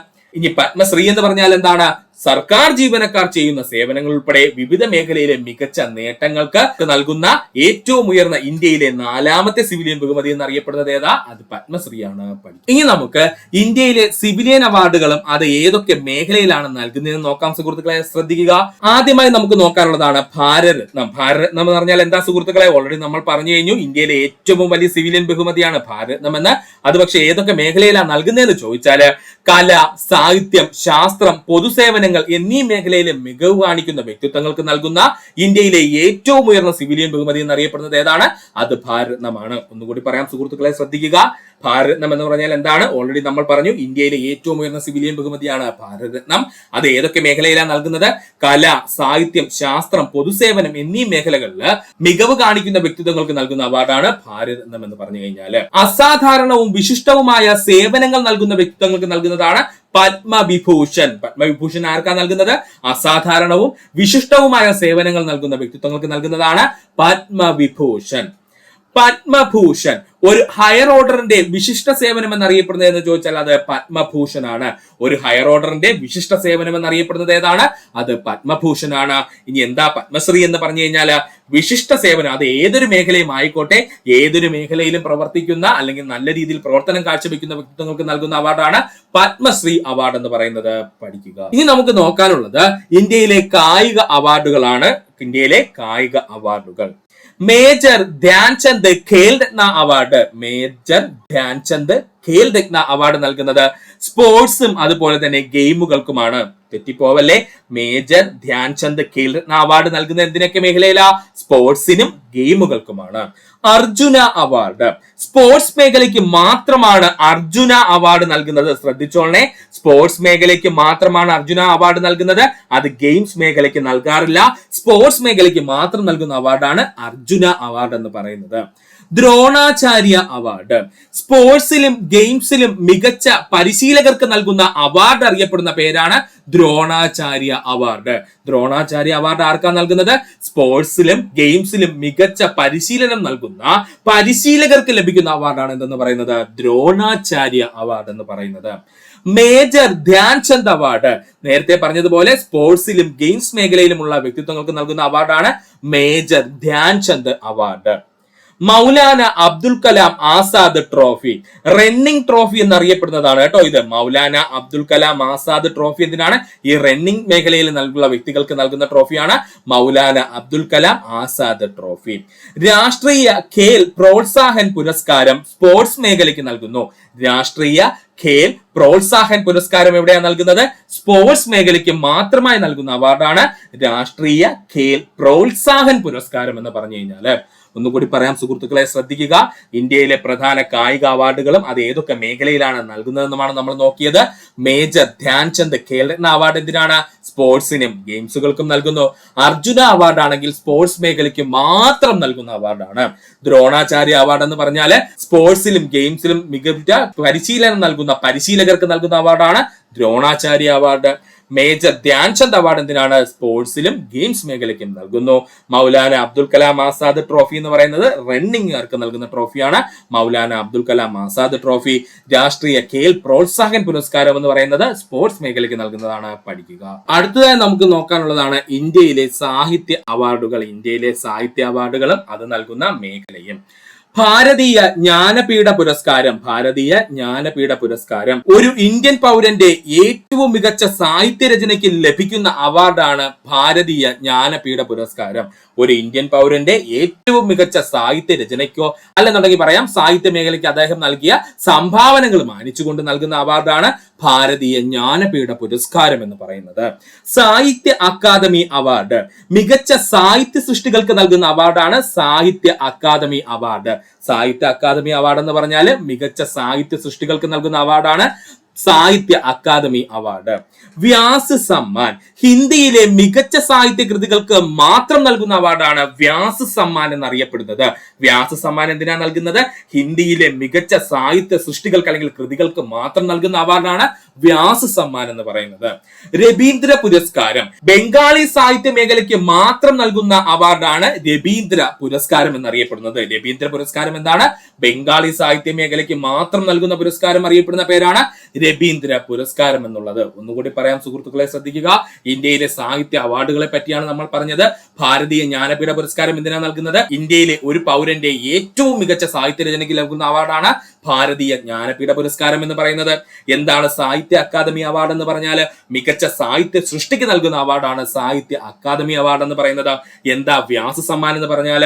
ഹിന്ദി മേഖലയിലെ മാത്രം സൃഷ്ടികൾക്ക് നൽകുന്ന അവാർഡാണ് എന്ത്? വ്യാസ സമ്മാൻ എന്ന് പറയുന്നത്.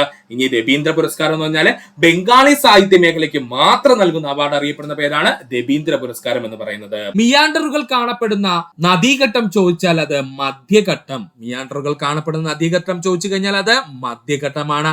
ഒരു നദിക്ക് പ്രധാനമായിട്ട് 3 ഘട്ടങ്ങളുണ്ട്: ഉപരിഘട്ടം, മധ്യഘട്ടം, അതുപോലെ കീഴ്ഘട്ടം. ഉപരിഘട്ടം, മധ്യഘട്ടം, അതുപോലെ തന്നെ കീഴ്ഘട്ടം. നദിയുടെ ഉപരിഘട്ടത്തെ പറ്റിയാണ് നമുക്ക് ആദ്യം നോക്കാനുള്ളത്. നദിയുടെ ഉത്ഭവ പ്രദേശം കാണപ്പെടുന്നത് നദിയുടെ ഉപരിഘട്ടത്തിന്റെ ഭാഗമായിരിക്കും. നദിയുടെ ഉത്ഭവ പ്രദേശം കാണപ്പെടുന്നത് നദിയുടെ ഉപരിഘട്ട ഭാഗമായിരിക്കും. കുത്തനെയുള്ള ചരിവിലൂടെയായിരിക്കും നദി കൂടുതലായും ഒഴുകുന്നത് ഉപരിഘട്ട മേഖലയില്. ഉപരിഘട്ട മേഖലയിലെ നദി കുത്തനെയുള്ള ചരിവുകളിലൂടെയായിരിക്കും കൂടുതലായി ഒഴുകുന്നത്. അതിശക്തമായ അപരദന പ്രവർത്തനം നടക്കുന്ന ഭാഗം ഉപരിഘട്ടമാണ്. പഠിക്കുക. അതിശക്തമായ അപരദന പ്രവർത്തനം നടക്കുന്ന ഘട്ടം ഏതെന്ന് ചോദിച്ചാല് ഉപരിഘട്ടത്തിൽ വെച്ചാണ്. അവസാദങ്ങളുടെ നിക്ഷേപം ഏറ്റവും കുറവുള്ള ഘട്ടം ഏതെന്ന് ചോദിച്ചാൽ നദിയുടെ ഉപരിഘട്ടത്തിലാണ്. അവസാദ നിക്ഷേപങ്ങൾ ഏറ്റവും കുറവുള്ള നദിയുടെ ഘട്ടമേത് എന്ന് ചോദിച്ചാൽ അത് ഉപരിഘട്ടമാണ്. നിക്ഷേപ പ്രവർത്തനങ്ങൾ നടക്കാത്ത നദിയുടെ ഘട്ടമേന്ന് ചോദിച്ചാൽ അത് ഉപരിഘട്ടമാണ്. അവസാദങ്ങൾ കുറവുള്ള ഘട്ടമേന്ന് ചോദിച്ചാൽ നദിയുടെ ഉപരിഘട്ടമാണ്. നിക്ഷേപ പ്രവർത്തനങ്ങൾ ഏറ്റവും കുറവുള്ള നദിയുടെ ഘട്ടമേന്ന് ചോദിച്ചാൽ അത് നദിയുടെ ഉപരിഘട്ടമാണ്. താഴ്വരകൾ, വെള്ളച്ചാട്ടങ്ങൾ തുടങ്ങിയവ ഭൂരൂപങ്ങൾ കാണപ്പെടുന്നത് നദിയുടെ ഉപരിഘട്ടത്തിലാണ്. പഠിക്കുക. താഴ്വരകൾ, വെള്ളച്ചാട്ടങ്ങൾ തുടങ്ങിയ ഭൂരൂപങ്ങൾ കാണപ്പെടുന്ന നദിയുടെ ഉപരിഘട്ടത്തിലാണ്. രണ്ടാമതായി പഠിക്കേണ്ടതാണ് നദിയുടെ മധ്യഘട്ടം. രണ്ടാമതായി നമ്മൾ പഠിക്കാൻ പോകുന്നത് നദിയുടെ മധ്യഘട്ടത്തെ പറ്റിയാണ്. ചരിവ് താരതമ്യേന കുറഞ്ഞ അടിവാര മേഖലയിലൂടെ നദി ഒഴുകുന്നത് മധ്യഘട്ടത്തിൽ വെച്ചാണ്. ചരിവ് താരതമ്യേന കുറഞ്ഞ അടിവാര മേഖലയിലൂടെ നദി ഒഴുകുന്നത് മധ്യഘട്ടത്തിൽ വെച്ചാണ്. നിക്ഷേപണ പ്രവർത്തനങ്ങളുടെ സജീവമായി നടക്കുന്നത് മധ്യഘട്ടത്തിൽ വെച്ചാണ്. നിക്ഷേപണ പ്രവർത്തനങ്ങൾ സജീവമായി നടക്കുന്നത് എവിടെ വെച്ചാണ്? മധ്യഘട്ടത്തിൽ വെച്ചാണ്.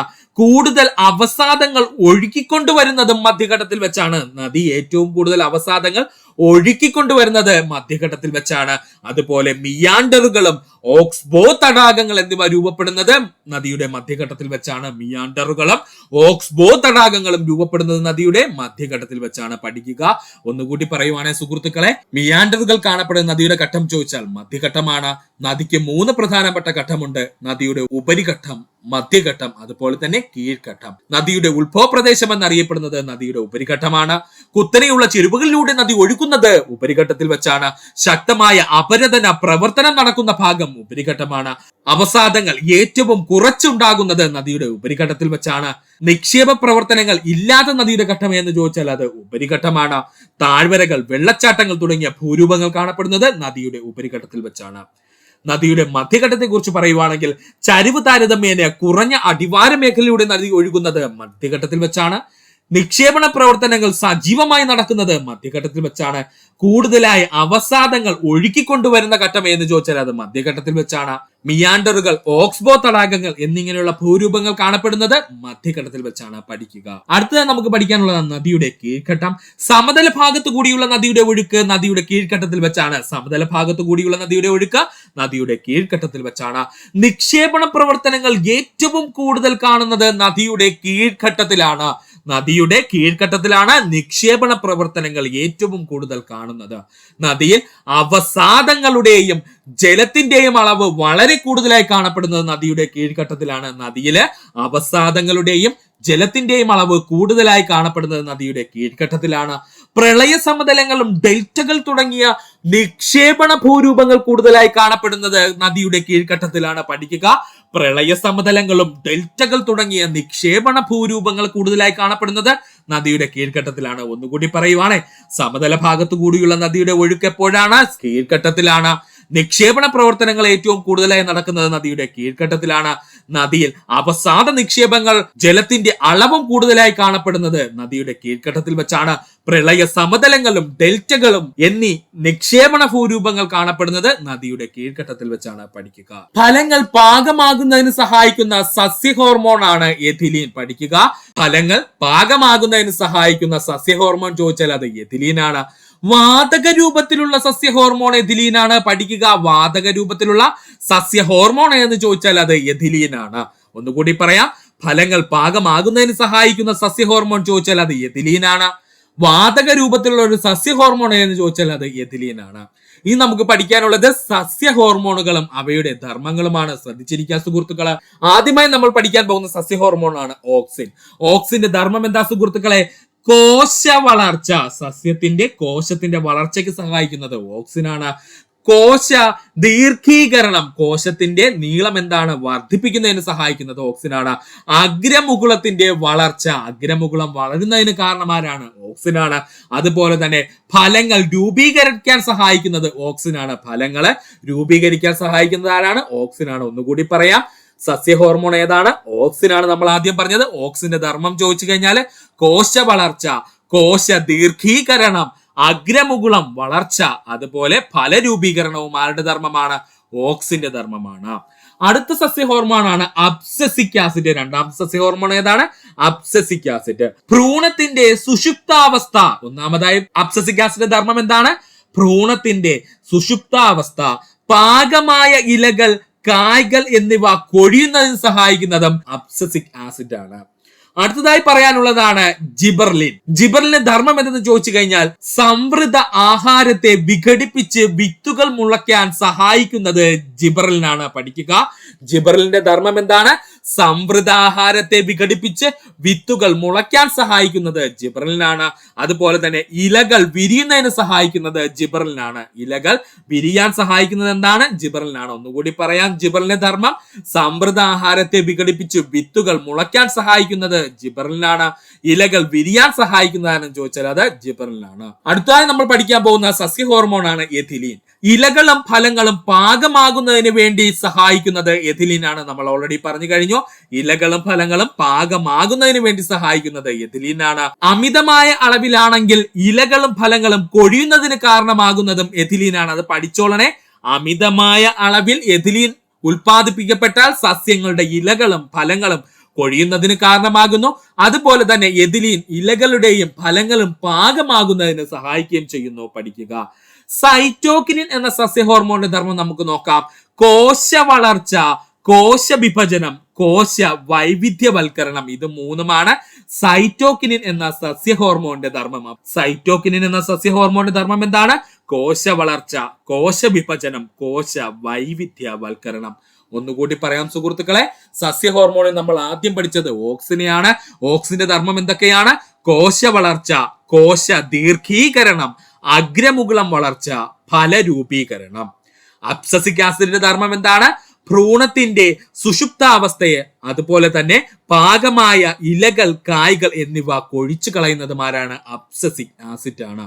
ജിബ്രലിന്റെ ധർമ്മം എന്തെന്ന് ചോദിച്ചാല് സമൃദ്ധാഹാരത്തെ വിഘടിപ്പിച്ച് വിത്തുകൾ മുളയ്ക്കാൻ സഹായിക്കുന്നു. ഇല വിരിയുന്നതിന് സഹായിക്കുന്നതും ജിബ്രലിനാണ്.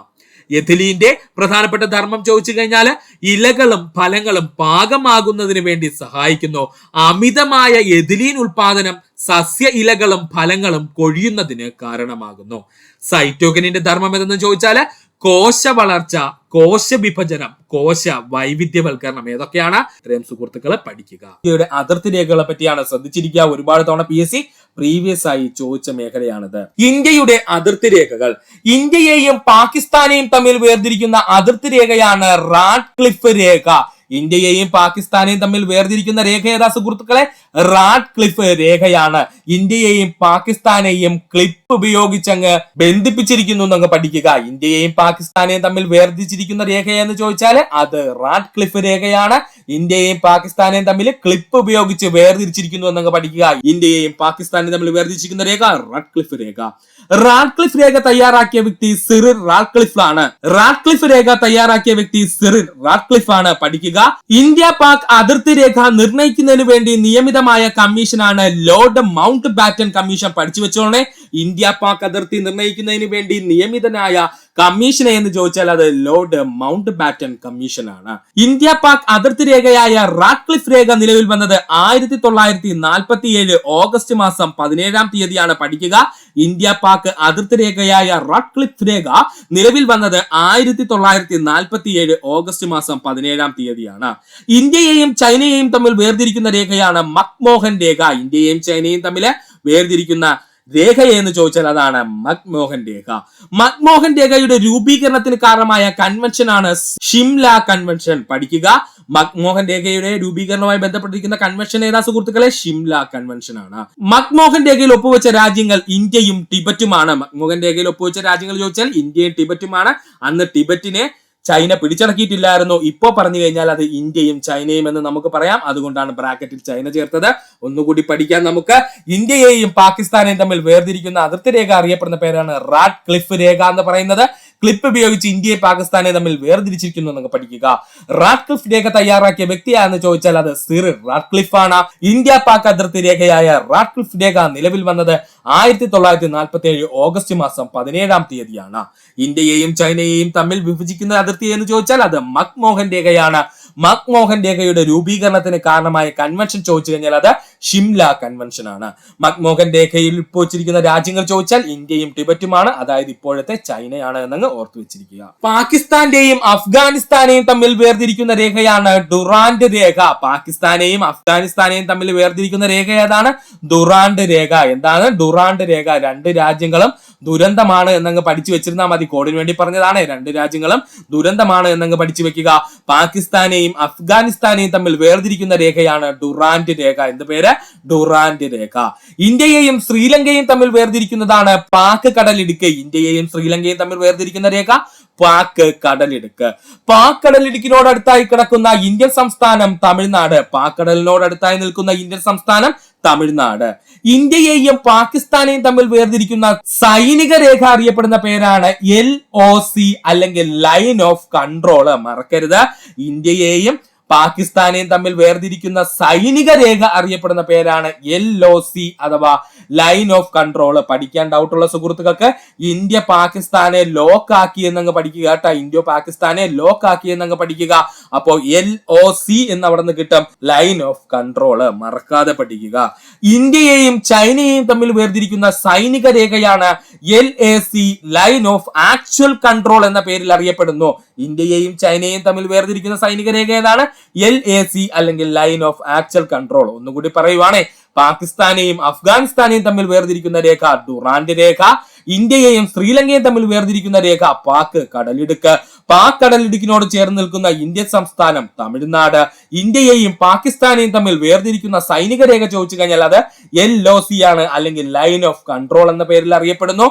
ഇന്ത്യയെയും ചൈനയെയും തമ്മിൽ വേർതിരിക്കുന്ന സൈനിക രേഖ എന്ന് ചോദിച്ചാൽ അത് LAC ആണ് അല്ലെങ്കിൽ ലൈൻ ഓഫ് ആക്ച്വൽ കൺട്രോൾ എന്ന പേരിൽ അറിയപ്പെടുന്നു. പഠിക്കുക. ഇന്ത്യയുടെ ഏറ്റവും വടക്കേ അറ്റത്തുള്ള ഭൂപ്രദേശം അറിയപ്പെടുന്ന പേരാണ് ഇന്ദിരാകോള്. അത് എവിടെയാ സ്ഥിതി ചെയ്യുന്നത്? ലഡാക്കിലാണ്. പഠിക്കുക. ഇന്ത്യയുടെ ഏറ്റവും വടക്കേ അറ്റത്തുള്ള ഭൂപ്രദേശം അറിയപ്പെടുന്ന പേര് എന്ന് ചോദിച്ചാൽ അത് ഇന്ദിരാകോൾ ആണ്. അത് സ്ഥിതി ചെയ്യുന്നത് ലഡാക്കിലാണ്. ഇന്ത്യയുടെ വടക്ക് വശം എന്ന് പറയുമ്പോഴത്തേക്കും ഏതാ സുഹൃത്തുക്കളെ വരുന്നത്?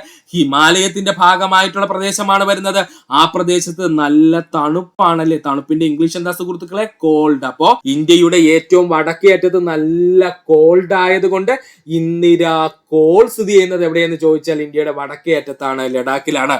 പഠിക്കാൻ ഇനി ഡൗട്ട് ഇല്ലല്ലോ സുഹൃത്തുക്കളെ. ഇന്ദിരാകോൾ സ്ഥിതി ചെയ്യുന്നത് എവിടെയാണ്? ലഡാക്കിലാണ്. ഇന്ത്യയുടെ ഏറ്റവും വടക്കേ അറ്റത്ത് നല്ല കോൾഡ് ആണ് കേട്ടോ, നല്ല കോൾഡ് ആണ്. അതുകൊണ്ട് ഇന്ദിരാകോൾ എവിടെ സ്ഥിതി ചെയ്യുന്നു? ലഡാക്കിൽ സ്ഥിതി ചെയ്യുന്നു. ഇന്ത്യയുടെ ഏറ്റവും തെക്കേ അറ്റത്തുള്ള ഭൂപ്രദേശമാണ് ഇന്ദിരാ പോയിന്റ്. അത് സ്ഥിതി ചെയ്യുന്നത് ഗ്രേറ്റ് നിക്കോബാറിലാണ്. ഇന്ത്യയുടെ ഏറ്റവും തെക്കേ അറ്റത്തുള്ള ഭൂപ്രദേശമാണ് ഇന്ദിരാ പോയിന്റ്. അത് സ്ഥിതി ചെയ്യുന്നത് എവിടെയാണ്? ഗ്രേറ്റ് നിക്കോബാറിലാണ്.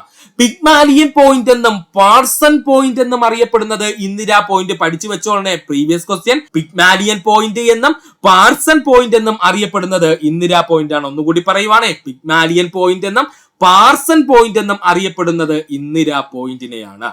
ഇന്ത്യയിൽ ഏറ്റവും പടിഞ്ഞാറേ അറ്റത്തുള്ള ഭൂപ്രദേശം ഗുഹർമോത്തി. ഇന്ത്യയുടെ ഏറ്റവും പടിഞ്ഞാറേ അറ്റത്തുള്ള പ്രദേശം ചോദിച്ചു കഴിഞ്ഞാൽ അത് ഗുഹർമോത്തിയാണ്. അത് എവിടെയാണ് സ്ഥിതി ചെയ്യുന്നത്? നമ്മുടെ ഗുജറാത്ത് സംസ്ഥാനത്തിലാണ്. എവിടെയാണ്? ഗുജറാത്ത് സംസ്ഥാനത്തിലാണ് സ്ഥിതി ചെയ്യുന്നതെന്ന് ഓർക്കുക. ഇന്ത്യയുടെ ഏറ്റവും കിഴക്കേ അറ്റത്തുള്ള ഭൂപ്രദേശം, ഇന്ത്യയുടെ ഏറ്റവും കിഴക്കേ അറ്റത്തുള്ള ഭൂപ്രദേശം എന്ന് ചോദിച്ചാൽ അത് കിബുത്തുവാണ്. അത് അരുണാചൽ പ്രദേശിലാണ് സ്ഥിതി ചെയ്യുന്നത്. മറക്കല്ലേ. ഇന്ത്യയുടെ ഏറ്റവും പടിഞ്ഞാറേ അറ്റത്തുള്ള ഭൂപ്രദേശം എന്ന് ചോദിച്ചാൽ ഗുഹർമോത്തിയും ഇന്ത്യയുടെ ഏറ്റവും കിഴക്കേ അറ്റത്തുള്ള ഭൂപ്രദേശം എന്ന് ചോദിച്ചാൽ അത് കിബിത്തുവുമാണ്. ഇന്ത്യൻ ഉപദ്വീപിന്റെ തെക്കേ അറ്റം എന്ന് ചോദിച്ചാൽ അത് കന്യാകുമാരിയാണ്. ഇതാണ് കൺഫ്യൂഷൻ ഉണ്ടാവുന്നത് കേട്ടോ, പഠിച്ചോളെ. ഇന്ത്യൻ ഉപദ്വീപിന്റെ ഏറ്റവും തെക്കേ അറ്റം എവിടെയെന്ന് ചോദിച്ചാൽ കന്യാകുമാരി നമ്മുടെ തമിഴ്നാട് സംസ്ഥാനത്തിലാണ്. ഒന്നുകൂടി പറയുവാണ്, ഇന്ത്യയുടെ ഏറ്റവും വടക്കേ അറ്റത്തുള്ള ഭൂപ്രദേശം എന്ന് പറയുന്നത് ഇന്ദിരാകോൾ അല്ലെങ്കിൽ അത് ലഡാക്കിൽ സ്ഥിതി ചെയ്യുന്നു. വടക്കേ അറ്റത്ത് നല്ല കോൾഡ് ആയതുകൊണ്ട് ഇന്ദിരാകോൾ എവിടെ സ്ഥിതി ചെയ്യുന്നു? ലഡാക്കിൽ സ്ഥിതി ചെയ്യുന്നു. ഇന്ത്യയുടെ ഏറ്റവും തെക്കേ അറ്റത്തുള്ള ഭൂപ്രദേശം അറിയപ്പെടുന്ന പേര് ഇന്ദിരാ പോയിന്റ്. സ്ഥിതി ചെയ്യുന്നത് ഗ്രേറ്റ് നിക്കോബാറിലാണ്. പിഗ്മാലിയൻ പോയിന്റ് എന്നും പാർസൺ പോയിന്റ് എന്നും അറിയപ്പെടുന്നത് ഇന്ദിരാ പോയിന്റ് ആണ്. ഇന്ത്യയുടെ ഏറ്റവും പടിഞ്ഞാറേ അറ്റത്തുള്ള ഭൂപ്രദേശം അറിയപ്പെടുന്ന പേര് ഗുഹർമോത്തി. അത് എവിടെയാണ്? ഗുജറാത്ത് സംസ്ഥാനത്തിലാണ്. ഇന്ത്യയുടെ ഏറ്റവും കിഴക്കേ അറ്റത്തുള്ള ഭൂപ്രദേശം അറിയപ്പെടുന്ന പേര് കിബുത്തുവാണ്. അത് അരുണാചൽ പ്രദേശിലാണ്. ഇന്ത്യൻ ഉപദ്വീപിന്റെ തെക്കേ അറ്റം എന്നറിയപ്പെടുന്നത് കന്യാകുമാരി. അത് തമിഴ്നാട് സംസ്ഥാനത്തിലാണ്. സ്വാതി തിരുനാൾ കൊണ്ടുവന്ന പ്രധാനപ്പെട്ട ഭരണ പരിഷ്കാരങ്ങളാണ് നമ്മൾ ഇനി പഠിക്കാൻ പോകുന്നത്. സ്വാതി തിരുനാൾ കൊണ്ടുവന്ന ഭരണ പരിഷ്കാരങ്ങൾ. പെറ്റി സിവിൽ കേസുകൾ, പോലീസ് കേസുകൾ കേൾക്കുന്നതിന് വേണ്ടി മുൻസിഫ് കോടതികൾ സ്ഥാപിച്ചത് സ്വാതി തിരുനാളായിരുന്നു. പെറ്റി സിവിൽ കേസുകൾക്കും അതുപോലെ പോലീസ് കേസുകൾക്കും കേൾക്കുന്നതിന് വേണ്ടിയിട്ട് മുൻസിഫ് കോടതികൾ സ്ഥാപിച്ചതായിരുന്നു ചോദിച്ചാൽ അത് സ്വാതി തിരുനാളായിരുന്നു. അപ്പോ നമ്മുടെ തിരുവിതാംകൂറിലെ മുൻസിഫ് കോടതികൾ സ്ഥാപിച്ച ഭരണാധികാരി ആയിരുന്നു ചോദിച്ചാൽ അത് സ്വാതി തിരുനാളായിരുന്നു.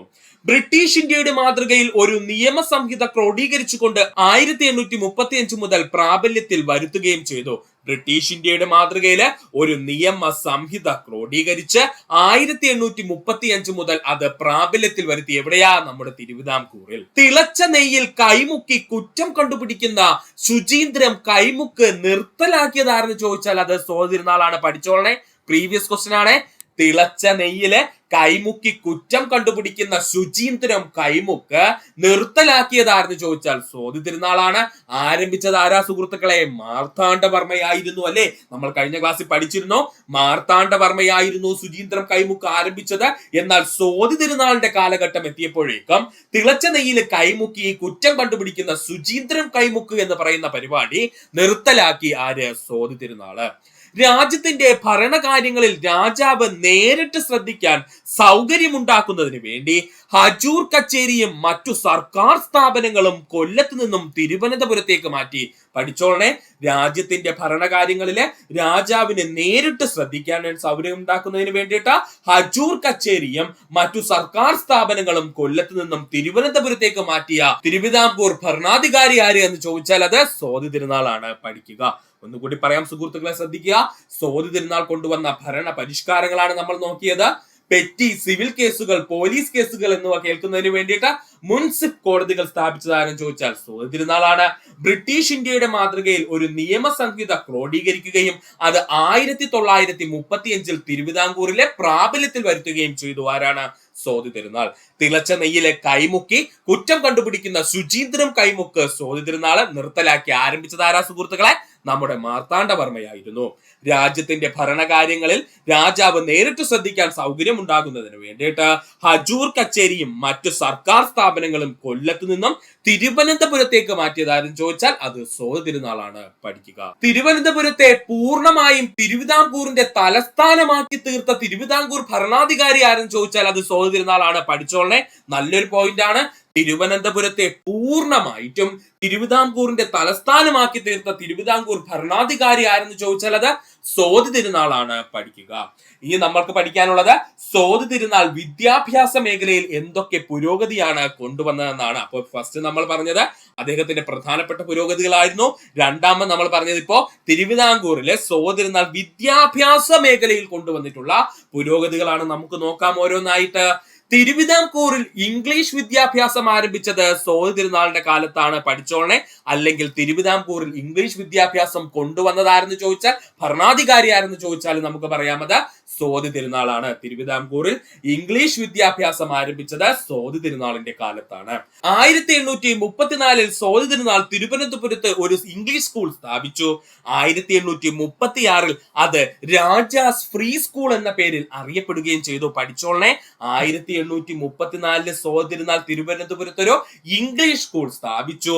1836 അതിനെ രാജാസ് ഫ്രീ സ്കൂൾ എന്ന പേരിൽ അറിയപ്പെടുകയും ചെയ്തു. ഒന്നുകൂടി പറയുന്നു, ഇമ്പോർട്ടന്റ് ആണ്. 1834 സ്വാതി തിരുനാൾ തിരുവനന്തപുരത്ത് ഒരു ഇംഗ്ലീഷ് സ്കൂൾ സ്ഥാപിച്ചു. 1836 അതിന്റെ പേര് രാജാസ് ഫ്രീ സ്കൂൾ എന്ന പേരിൽ അറിയപ്പെടുകയും ചെയ്തു. ഈ കേന്ദ്ര വിദ്യാഭ്യാസ സ്ഥാപനത്തിലേക്ക് എന്ന് പറഞ്ഞു കഴിഞ്ഞാൽ ഈ രാജാസ് ഫ്രീ സ്കൂളിലേക്ക് കേട്ടോ. അപ്പോൾ ഈ കേന്ദ്ര വിദ്യാഭ്യാസ സ്ഥാപനമായ രാജാസ് ഫ്രീ സ്കൂളിലേക്ക് വിദ്യാർത്ഥികളെ പ്രാപ്തരാക്കുന്നതിന് വേണ്ടിയിട്ട് ഡിസ്ട്രിക്ട് സ്കൂളുകൾ സ്ഥാപിച്ചതാരെന്ന് ചോദിച്ചാൽ അത്, അല്ലെങ്കിൽ ആ സ്ഥാപിച്ച തിരുവിതാംകൂർ ഭരണാധികാരി ആരെന്ന് ചോദിച്ചാൽ അത് സ്വാതി തിരുനാളായിരുന്നു. പഠിക്കുക, ഇമ്പോർട്ടന്റ് ആണ്. അതായത് രാജാസ് ഫ്രീ സ്കൂൾ എന്ന് പറയുന്നത് ഒരു കേന്ദ്ര വിദ്യാഭ്യാസ സ്ഥാപനമാക്കി മാറ്റുകയും അതിലേക്ക് വിദ്യാർത്ഥികളെ പ്രാപ്തരാക്കുന്നതിന് വേണ്ടിയിട്ട് ഡിസ്ട്രിക്ട് സ്കൂളുകൾ സ്ഥാപിക്കുകയും ചെയ്തു. ആരാണ്? സ്വാതി തിരുനാൾ. പഠിക്കുക. ജീവകം B12 അപര്യാപ്തത മൂലമുണ്ടാകുന്ന രോഗം എന്താണ്? ഉത്തരം പെർനീഷ്യസ് അനീമിയാണ് കേട്ടോ. ജീവകം B12 അപര്യാപ്തത മൂലമുണ്ടാകുന്ന രോഗമാണ് പെർനീഷ്യസ് അനീമിയ. എന്താണ്? Pernicious anaemia. ജീവകം B1 തയാമിൻ എന്ന പേരിൽ അറിയപ്പെടുന്ന ജീവകമാണ് ജീവകം B1. തയാമിൻ എന്ന പേരിൽ അറിയപ്പെടുന്ന ജീവകം ഏതാണ്? ജീവകം B1 ആണ്. ജീവകം B1 അപര്യാപ്തത മൂലമുണ്ടാകുന്ന രോഗമാണ് ബെറിബെറി. പഠിച്ചോളനെ. ജീവകം B1 അപര്യാപ്തത മൂലമുണ്ടാകുന്ന രോഗം എന്താണ്? ബെറിബെറിയാണ്. ഐക്കാണ്ട് ഡിസീസ് എന്നറിയപ്പെടുന്ന രോഗം ബെറിബെറിയാണ്. ഐക്കാണ്ട് ഡിസീസ് എന്ന പേരിൽ അറിയപ്പെടുന്ന രോഗം എന്ന് ചോദിച്ചാൽ അത് ബെറിബെറിയാണ്. ജീവകം B2 റൈബോഫ്ലാവിൻ എന്ന പേരിൽ അറിയപ്പെടുന്ന ജീവകം B2. റൈബോഫ്ലാവിൻ എന്ന പേരിൽ അറിയപ്പെടുന്ന ജീവകം ഏതാണ്? ജീവകം B2 ആണ്. വൈറ്റമിൻ G എന്ന പേരിൽ അറിയപ്പെടുന്ന ജീവകം എന്ന് ചോദിച്ചാൽ അത് ജീവകം B2 ആണ്. ഇത് പ്രീവിയസ് ക്വസ്റ്റ്യൻ ആണ്, പഠിച്ചോളെ. വൈറ്റമിൻ ജി എന്ന പേരിൽ അറിയപ്പെടുന്ന ജീവകം ഏതാണ്? അത് ജീവകം B2 ആണ്. സൂര്യപ്രകാശത്തിന്റെ സാന്നിധ്യത്തിൽ നശിക്കുന്ന ജീവകം എന്നറിയപ്പെടുന്നത് ജീവകം B2 ആണ്, പഠിച്ചോളെ. സൂര്യപ്രകാശത്തിന്റെ സാന്നിധ്യത്തിൽ നശിക്കുന്ന ജീവകം എന്നറിയപ്പെടുന്നത് ജീവകം B2 ആണ്. പാലിന് മഞ്ഞ നിറം നൽകുന്ന ജീവകം എന്നറിയപ്പെടുന്നത് ജീവകം B2 ആണ്. പാലിന് മഞ്ഞ നിറം നൽകുന്ന ജീവകം എന്നറിയപ്പെടുന്നത് ജീവകം B2 ആണ്. ജീവകം B2ന്റെ കുറവ് മൂലം ഉണ്ടാകുന്ന രോഗമാണ് റൈബോഫ്ലാവിനോസിസ്, പഠിച്ചോളെ. ജീവകം B2ന്റെ കുറവ് മൂലം ഉണ്ടാകുന്ന രോഗം ഏതാ സുഹൃത്തുക്കളെ? റൈബോഫ്ലാവിനോസിസ്. ഒന്നുകൂടി പറയാം സുഹൃത്തുക്കളെ, ശ്രദ്ധിക്കുക. ജീവകം B1 എന്താണ്? തയാമിൻ എന്ന പേരിൽ അറിയപ്പെടുന്ന ജീവകം B1 ആണ്. ജീവകം B1ന്റെ അപര്യാപ്തത മൂലം ഉണ്ടാകുന്ന രോഗമാണ് ബെറിബെറി എന്ന പേരിൽ അറിയപ്പെടുന്നത്. ഐക്കാണ്ട് ഡിസീസ് എന്ന പേരിൽ അറിയപ്പെടുന്ന രോഗം ബെറിബെറി ആണ്. ഇത് പ്രീവിയസ് ക്വസ്റ്റ്യനുമാണ്. ഇനി ജീവകം B2നെ പറ്റിയാണ് നമ്മൾ പറഞ്ഞത്. റൈബോഫ്ലാവിൻ എന്ന പേരിൽ അറിയപ്പെടുന്ന ജീവകം B2 ആണ്. വൈറ്റമിൻ ജി എന്ന പേരിൽ അറിയപ്പെടുന്ന ജീവകം B2 ആണ്. സൂര്യപ്രകാശത്തിന്റെ സാന്നിധ്യത്തിൽ നശിക്കുന്ന ജീവകം എന്നറിയപ്പെടുന്നത് ജീവകം B2 ആണ്. പാലിന് മഞ്ഞ നിറം നൽകുന്ന ജീവകം എന്നറിയപ്പെടുന്നത് ജീവകം B2 ആണ്. ജീവകം B2ന്റെ കുറവ് മൂലം ഉണ്ടാകുന്ന രോഗമാണ് റൈബോഫ്ലാവിനോസിസ്, പഠിക്കുക. ജീവകം B3 നിയാസിൻ എന്ന പേരിൽ അറിയപ്പെടുന്ന ജീവകം B3 ആണ്. നിയാസിൻ എന്ന പേരിൽ അറിയപ്പെടുന്ന ജീവകം ഏതാണ്? ജീവകം B3 ആണ്. PP വൈറ്റമിൻ എന്ന പേരിൽ അറിയപ്പെടുന്നത് ജീവകം B3 ആണ്, പഠിച്ചോളനെ. PP വൈറ്റമിൻ എന്ന പേരിൽ അറിയപ്പെടുന്ന ജീവകം എന്ന് ചോദിച്ചാൽ അത് ജീവകം B3 ആണ്. ജീവകം B3യുടെ കുറവ് മൂലം ഉണ്ടാകുന്ന രോഗമാണ് പെല്ലഗ്ര, പഠിച്ചോളനെ. ജീവകം B3യുടെ കുറവ് മൂലം ഉണ്ടാകുന്ന രോഗം ഏതാ സുഹൃത്തുക്കളെ? പെല്ലഗ്രയാണ്. പ്രകാശമേൽക്കുന്ന ഭാഗത്ത് ത്വക്ക് പരുക്കനാകുന്ന അവസ്ഥ അറിയപ്പെടുന്ന പേരാണ് പെല്ലഗ്ര, ശ്രദ്ധിച്ചോളെ. പ്രകാശമേൽക്കുന്ന ഭാഗത്ത് ത്വക്ക് പരുക്കനാകുന്ന അവസ്ഥ അറിയപ്പെടുന്ന പേരെന്താണ്? അത് പെല്ലഗ്ര എന്നാണ്. ജീവകം B5 പാന്തോതെനിക് ആസിഡ് എന്ന പേരിൽ അറിയപ്പെടുന്ന ജീവകം B5 ആണ്. പാന്തോതെനിക് ആസിഡ് എന്ന പേരിൽ അറിയപ്പെടുന്ന ജീവകം ഏതാണ്? അത് ജീവകം B5 ആണ്. എല്ലായിടത്തു നിന്നും ലഭിക്കുന്ന എന്ന അർത്ഥം വരുന്ന ജീവകം എന്ന് ചോദിച്ചാൽ അതും ജീവകം B5 ആണ് കേട്ടോ, പഠിച്ചോളനെ. എല്ലായിടത്തു നിന്നും ലഭിക്കുന്നു എന്ന അർത്ഥം വരുന്ന ജീവകം ഏതാണ്? അതും ജീവകം B5 തന്നെയാണ്. ജീവകം B6 പിരിഡോക്സിൻ എന്ന പേരിൽ അറിയപ്പെടുന്ന ജീവകം B6. പിരിഡോക്സിൻ എന്ന പേരിൽ അറിയപ്പെടുന്ന ജീവകം B6 ആണ്. ജീവകം B6ന്റെ അപര്യാപ്തത മൂലം ഉണ്ടാകുന്ന രോഗമാണ് മൈക്രോസൈറ്റിക് അനീമിയ, പഠിച്ചോളനെ. ജീവകം B6ന്റെ അല്ലെങ്കിൽ പിരിഡോക്സിന്റെ കുറവ് മൂലം ഉണ്ടാകുന്ന രോഗം ഏതാണ്? അത് മൈക്രോസൈറ്റിക് അനീമിയ ആണ്. പേരൊന്നുകൂടെ പറയാം, ശ്രദ്ധിച്ചോളനെ. Microcytic anaemia. ഒന്നുകൂടി പറയാം സുഹൃത്തുക്കളെ, ശ്രദ്ധിക്കുക. ജീവകം B3യെ പറ്റിയാണ് നമ്മൾ പറഞ്ഞത്. നിയാസിൻ എന്ന പേരിൽ അറിയപ്പെടുന്ന ജീവകം B3 ആണ്. PP വൈറ്റമിൻ എന്ന പേരിൽ അറിയപ്പെടുന്നത് ജീവകം B3 ആണ്. ജീവകം B3യുടെ കുറവ് മൂലം ഉണ്ടാകുന്ന രോഗം എന്താണ്? പെല്ലഗ്രയാണ്. പ്രകാശമേൽക്കുന്ന ഭാഗത്ത് ത്വക്ക് പരുക്കനാകുന്ന അവസ്ഥ അറിയപ്പെടുന്ന പേരാണ് പെല്ലഗ്ര എന്ന്. അടുത്ത എന്താ പോയിന്റ് പറഞ്ഞത്? ജീവകം B5നെ പറ്റിയാണ് നമ്മൾ പറഞ്ഞത്. പാന്തോതെനിക് ആസിഡ് എന്ന പേരിൽ അറിയപ്പെടുന്ന ജീവകം B5 ആണ്. എല്ലായിടത്തും ലഭിക്കുന്നു എന്ന അർത്ഥം വരുന്ന ജീവകം എന്ന് ചോദിച്ചാൽ അത് ജീവകം B5 ആണ്. അടുത്തതാണ് ജീവകം B6. പിരിഡോക്സിൻ എന്ന പേരിൽ അറിയപ്പെടുന്ന ജീവകം എന്ന് ചോദിച്ചാൽ അത് ജീവകം B6 ആണ്. ജീവകം B6ന്റെ അപര്യാപ്തത മൂലം ഉണ്ടാകുന്ന രോഗമാണ് മൈക്രോസൈറ്റിക് അനീമിയ. എന്താണ്? Microcytic anaemia. ജീവകം B7 ബയോട്ടിൻ എന്ന പേരിൽ അറിയപ്പെടുന്ന ജീവകം B7. ബയോട്ടിൻ എന്ന പേരിൽ അറിയപ്പെടുന്ന ജീവകം ഏതാണ്? ജീവകം B7 ആണ്. വൈറ്റമിൻ H എന്ന പേരിൽ അറിയപ്പെടുന്ന ജീവകം B7 ആണ്, പഠിച്ചോളനെ. വൈറ്റമിൻ H എന്ന പേരിൽ അറിയപ്പെടുന്ന ജീവകം എന്ന് ചോദിച്ചു കഴിഞ്ഞാൽ അത് ജീവകം B7 ആണ്. എലൈസ ടെസ്റ്റിന് ഉപയോഗിക്കുന്ന ജീവകം എന്ന് ചോദിച്ചാൽ അത് ജീവകം B7 അല്ലെങ്കിൽ വൈറ്റമിൻ H ആണ് കേട്ടോ, പഠിച്ചോളനെ. ഇമ്പോർട്ടന്റ് ആണ്. എലൈസ ടെസ്റ്റിന് ഉപയോഗിക്കുന്ന ജീവകം എന്ന് ചോദിച്ചാൽ വൈറ്റമിൻ H ആണ്, അല്ലെങ്കിൽ നമുക്ക് എന്തെന്ന് പറയാം? ജീവകം B7 എന്ന് പറയാം. ജീവിക്കാൻ എന്നർത്ഥം വരുന്ന ബയോസ് എന്ന ഗ്രീക്ക് പദത്തിൽ നിന്നും രൂപപ്പെട്ടതാണ് എന്തെന്ന് പറയുന്നത്? ബയോട്ടിൻ എന്നുള്ള പേര് അല്ലെങ്കിൽ ജീവകം B7 എന്നുള്ളത് കേട്ടോ. ജീവിക്കാൻ എന്ന അർത്ഥം വരുന്ന ബയോസ് എന്ന ഗ്രീക്ക് പദത്തിൽ നിന്നും രൂപപ്പെട്ടതാണ് നമ്മുടെ ജീവകം B7 ആ പേര് കേട്ടോ, അതുകൂടെ ഒന്ന് ഓർത്തു വെച്ചിരിക്കുക. ജീവകം B9 ഫോളിക് ആസിഡ് എന്ന പേരിൽ അറിയപ്പെടുന്ന ജീവകമാണ് ജീവകം B9. ഫോളിക് ആസിഡ് എന്ന പേരിൽ അറിയപ്പെടുന്ന ജീവകം ഏതാണ്? ജീവകം B9 ആണ്. രക്തകോശങ്ങളുടെ രൂപീകരണത്തിന് ആവശ്യമായ ജീവകം എന്നറിയപ്പെടുന്നത് ജീവകം B9 ആണ്, പഠിച്ചോളനെ. രക്തകോശങ്ങളുടെ രൂപീകരണത്തിന് ആവശ്യമായ ജീവകം എന്നറിയപ്പെടുന്നത് ജീവകം B9 ആണ്. ജീവകം B9ന്റെ അപര്യാപ്തത രോഗമാണ് മെഗാലോബ്ലാസ്റ്റിക് അനീമിയ, പഠിച്ചോളനെ. ജീവകം B9ന്റെ അപര്യാപ്തത രോഗം എന്താണ്? മെഗാലോബ്ലാസ്റ്റിക് അനീമിയ ആണ്. ഒന്നുകൂടി പറയാം സുഹൃത്തുക്കളെ, ശ്രദ്ധിക്കുക. ജീവകം B12 അടുത്തായി നമ്മൾ നോക്കാൻ പോകുന്നത് ജീവകം B12. സയാനോ കൊബാലുമിൻ എന്ന പേരിൽ അറിയപ്പെടുന്ന ജീവകം B12 ആണ്. സയാനോ കൊബാലുമിൻ എന്ന പേരിൽ അറിയപ്പെടുന്ന ജീവകം ജീവകം B12 ആണ്. മഴവെള്ളത്തിൽ നിന്നും ലഭിക്കുന്ന ജീവകം എന്നറിയപ്പെടുന്നത് ജീവകം B12 ആണ്. പഠിച്ചോളണേ, മഴവെള്ളത്തിൽ നിന്നും ലഭിക്കുന്ന ജീവകം എന്നറിയപ്പെടുന്നത് ജീവകം B12 ആണ്. കോബാൾട്ട് അടങ്ങിയിരിക്കുന്ന ഏക ജീവകം എന്ന് ചോദിച്ചാൽ അത് ജീവകം B12 ആണ്. അതും ഇമ്പോർട്ടന്റ് ആണ്. കോബാൾട്ട് അടങ്ങിയിരിക്കുന്ന ഏക ജീവകം എന്ന് ചോദിച്ചാൽ അത് ജീവകം B12 ആണ്. ജീവകം B12 അഭാവം മൂലം ഉണ്ടാകുന്ന രോഗമാണ് പെർനീഷ്യസ് അനീമിയ. ജീവകം B12 അഭാവം മൂലം ഉണ്ടാകുന്ന രോഗം ഏതാണ്? പെർനീഷ്യസ് അനീമിയയാണ്. ഒന്നുകൂടി പറയാം സുഹൃത്തുക്കളെ, ശ്രദ്ധിക്കുക. ജീവകം B7 എന്ന് പറഞ്ഞു കഴിഞ്ഞാൽ ബയോട്ടിൻ എന്ന പേരിൽ അറിയപ്പെടുന്ന ജീവകം B7 ആണ്. വൈറ്റമിൻ H എന്ന പേരിൽ അറിയപ്പെടുന്ന ജീവകം ചോദിച്ചാൽ ജീവകം B7 ആണ്.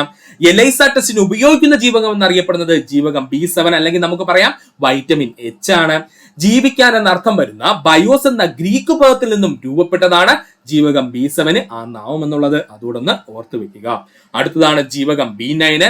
ഫോളിക് ആസിഡ് എന്ന പേരിൽ അറിയപ്പെടുന്ന ജീവകം B9. രക്തകോശങ്ങളുടെ രൂപീകരണത്തിന് ആവശ്യമായ ജീവകം എന്നറിയപ്പെടുന്നത് ജീവകം B9 ആണ്. ജീവകം B9 അപര്യാപ്തത രോഗമാണ് മെഗാലോബ്ലാസ്റ്റിക് അനീമിയ. ഒന്നുകൂടി പേര് പറയാം, മെഗാലോബ്ലാസ്റ്റിക് അനീമിയ. ജീവകം B12 എന്ന് പറഞ്ഞു കഴിഞ്ഞാൽ സയാനോ കൊബാലുമിൻ എന്ന പേരിൽ അറിയപ്പെടുന്ന ജീവകം B12 ആണ്. മഴവെള്ളത്തിൽ നിന്നും ലഭിക്കുന്ന ജീവകം എന്നറിയപ്പെടുന്നത് ജീവകം B12 ആണ്. കോബാൾട്ട് അടങ്ങിയിരിക്കുന്ന ജീവകം എന്നറിയപ്പെടുന്നത് ജീവകം B12 ആണ്. ജീവകം B12 അഭാവം മൂലം ഉണ്ടാകുന്ന രോഗമാണ് പെർനീഷ്യസ് അനീമിയ. പേരൊന്നുകൂടി പറയാം സുഹൃത്തുക്കളെ, ശ്രദ്ധിക്കുക, പെർനീഷ്യസ് അനീമിയ. പൗരത്വത്തെ കുറിച്ച് പ്രതിപാദിക്കുന്ന ഭാഗം ചോദിച്ചു കഴിഞ്ഞാൽ ഭാഗം 2 ആണ്, മറക്കരുത്. ഇന്ത്യയിലെ പൗരത്വത്തെ കുറിച്ച് പ്രതിപാദിക്കുന്ന ഭാഗം എന്ന് ചോദിച്ചാൽ എത്രയാ സുഹൃത്തുക്കളെ? ഭാഗം 2 ആണ്. ഇന്ത്യൻ ഭരണഘടന വിഭാവനം ചെയ്യുന്ന പൗരത്വമാണ് ഏക പൗരത്വം. 100-ൽ കൂടുതൽ തവണ PSC റിപ്പീറ്റ് ആയി ചോദിച്ച ചോദ്യം.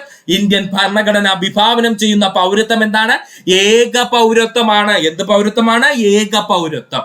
ഭരണഘടനയിൽ പൗരത്വത്തെ കുറിച്ച് പ്രതിപാദിക്കുന്ന വകുപ്പ് 5 മുതൽ 11 വരെ. എത്ര മുതൽ എത്ര വരെയാണ്? 5 വകുപ്പ് മുതൽ 11-ാം വകുപ്പ് വരെയാണ് ഇന്ത്യൻ ഭരണഘടനയിൽ പൗരത്വത്തെ കുറിച്ച് എന്ത് ചെയ്യുന്നത്? പ്രതിപാദിക്കുന്നത്. ഒന്നുകൂടി പറയാം, പൗരത്വത്തെ കുറിച്ച് പ്രതിപാദിക്കുന്ന ഭാഗം ചോദിച്ചു കഴിഞ്ഞാലാണ് 2. ഇന്ത്യൻ ഭരണഘടനയെ വിഭാവനം ചെയ്യുന്ന പൗരത്വം ചോദിച്ചു കഴിഞ്ഞാൽ ഏക പൗരത്വം. ഭരണഘടനയിൽ പൗരത്വത്തെ കുറിച്ച് പ്രതിപാദിക്കുന്ന വകുപ്പ് ചോദിച്ചു കഴിഞ്ഞാൽ അത് 5 മുതൽ 11 വരെ. പൗരത്വ നിയമം പാസാക്കിയ വർഷം 1955. പൗരത്വ നിയമം പാസാക്കിയ വർഷം ചോദിച്ചു കഴിഞ്ഞാൽ 1955-ലാണ്. എത്രയാ സുഹൃത്തുക്കളെ? 1955. ഇരട്ട പൗരത്വം എന്ന ആശയം മുന്നോട്ട് വെച്ച കമ്മിറ്റിയാണ് LM സിഗ്വി കമ്മിറ്റി. ഇരട്ട പൗരത്വം എന്ന ആശയം മുന്നോട്ട് വെച്ച കമ്മിറ്റി എന്ന് ചോദിച്ചാല് LM സിഗ്വി കമ്മിറ്റിയാണ്. ഇതും ചോദിച്ചിട്ടുള്ള ചോദ്യമാണ്. ഒന്നുകൂടി പറയുന്നു, ഇരട്ട പൗരത്വം എന്ന ആശയം മുന്നോട്ട് വെച്ച കമ്മിറ്റി ഏത് എന്ന് ചോദിച്ചു കഴിഞ്ഞാൽ അത് LM സിഗ്വി കമ്മിറ്റിയാണ്. ഇനി നമുക്ക് നോക്കാനുള്ളത്, ഒരു വ്യക്തിക്ക് 5 രീതിയിൽ ഇന്ത്യൻ പൗരത്വം ലഭിക്കുന്നു. എങ്ങനെയാ പറഞ്ഞത്? ഒരു വ്യക്തിക്ക് 5 രീതിയിൽ ഇന്ത്യൻ പൗരത്വം ലഭിക്കുന്നു. ഒന്നുകൂടി പറയുവാണ്, ഒരു വ്യക്തിക്ക് 5 രീതിയിൽ ഇന്ത്യൻ പൗരത്വം ലഭിക്കുന്നു. അത്രയും ഇമ്പോർട്ടൻസ് ഉണ്ട് ആ പോയിന്റിന്. ഏതൊക്കെയാണ് 5 രീതി എന്ന് ചോദിച്ചു കഴിഞ്ഞാൽ ജന്മസിദ്ധമായി ലഭിക്കുന്ന പൗരത്വം അല്ലെങ്കിൽ ബൈ ബർത്ത് എന്ന് പറയും.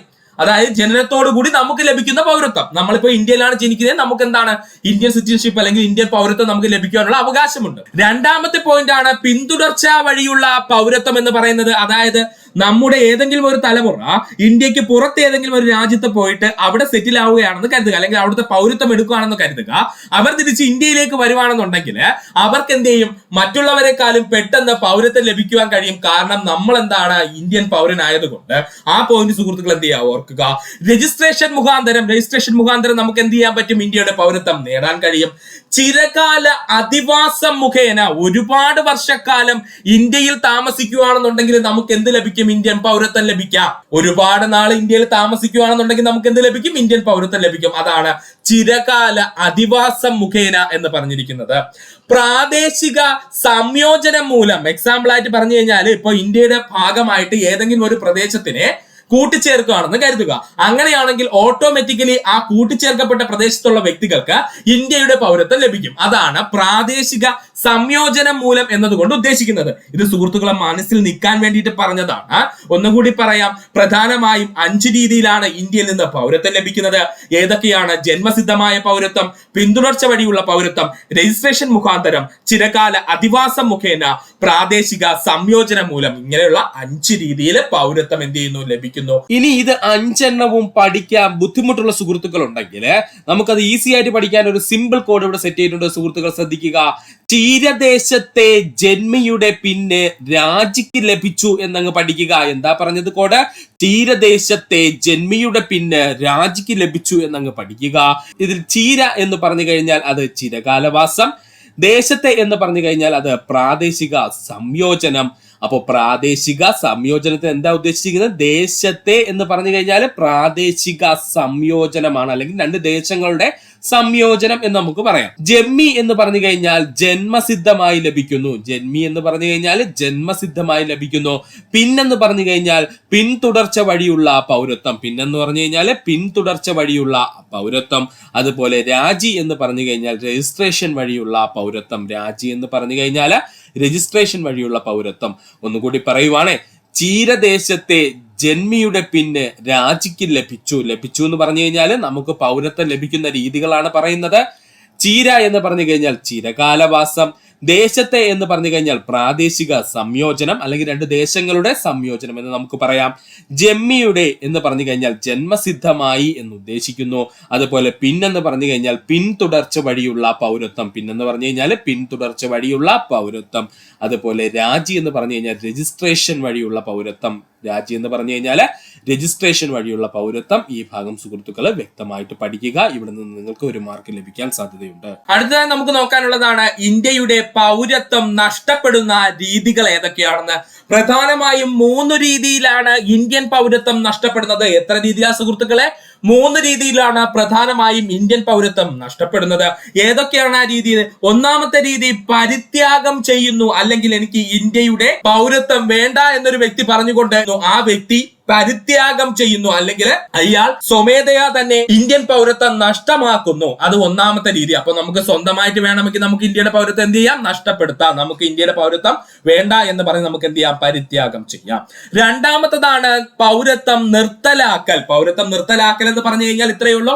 നമ്മൾ പുറത്തേതെങ്കിലും ഒരു രാജ്യത്ത് പോയിട്ട് ആ രാജ്യത്തിന്റെ പൗരത്വം സ്വീകരിക്കുമ്പോൾ ഓട്ടോമാറ്റിക്കലി ഇന്ത്യൻ ഗവൺമെന്റ് എന്ത് ചെയ്യും? നമ്മുടെ ഇന്ത്യയുടെ പൗരത്വം നിർത്തലാക്കും. ഇതിനെയാണ് നിർത്തലാക്കൽ കൊണ്ട് ഉദ്ദേശിക്കുന്നത്. ഇനി പൗരത്വ അപഹരണം എന്തെന്ന് ചോദിച്ചാൽ, പൗരത്വ അപഹരണം എന്തെന്ന് ചോദിച്ചു കഴിഞ്ഞാൽ എന്തെങ്കിലും ഫ്രോഡ് രീതിയിലൂടെ നമ്മൾ ഇന്ത്യൻ പൗരത്വം നേടിയെടുക്കുകയോ അല്ലെങ്കിൽ ഇന്ത്യൻ ഭരണഘടനയ്ക്കോ ഇന്ത്യക്കെതിരെയോ നമ്മൾ ഭീഷണിയാവുന്ന രീതിയിൽ നമ്മൾ എന്തെങ്കിലും പ്രവർത്തനം ചെയ്തു കഴിഞ്ഞാൽ ആ സമയത്ത് ഇന്ത്യൻ ഗവൺമെന്റ് ചെയ്യുന്നതാണ് പൗരത്വ അപഹരണം എന്ന് പറയുന്നത്. അടുത്തതായി നമ്മൾ നോക്കാൻ പോകുന്നത് പൗരത്വം ലഭിക്കുന്നതിലൂടെ ഇന്ത്യൻ പൗരന് ലഭ്യമാകുന്ന അവകാശങ്ങളെ പറ്റിയാണ്. ഇപ്പോ PSC പുതിയ ട്രെൻഡ് എന്നുള്ള രീതിയിൽ ഈ ഭാഗത്ത് നിന്ന് ചോദിക്കുന്നുണ്ട്. അതുകൊണ്ട് ഇമ്പോർട്ടൻസ് കൊടുത്തു പഠിക്കുക.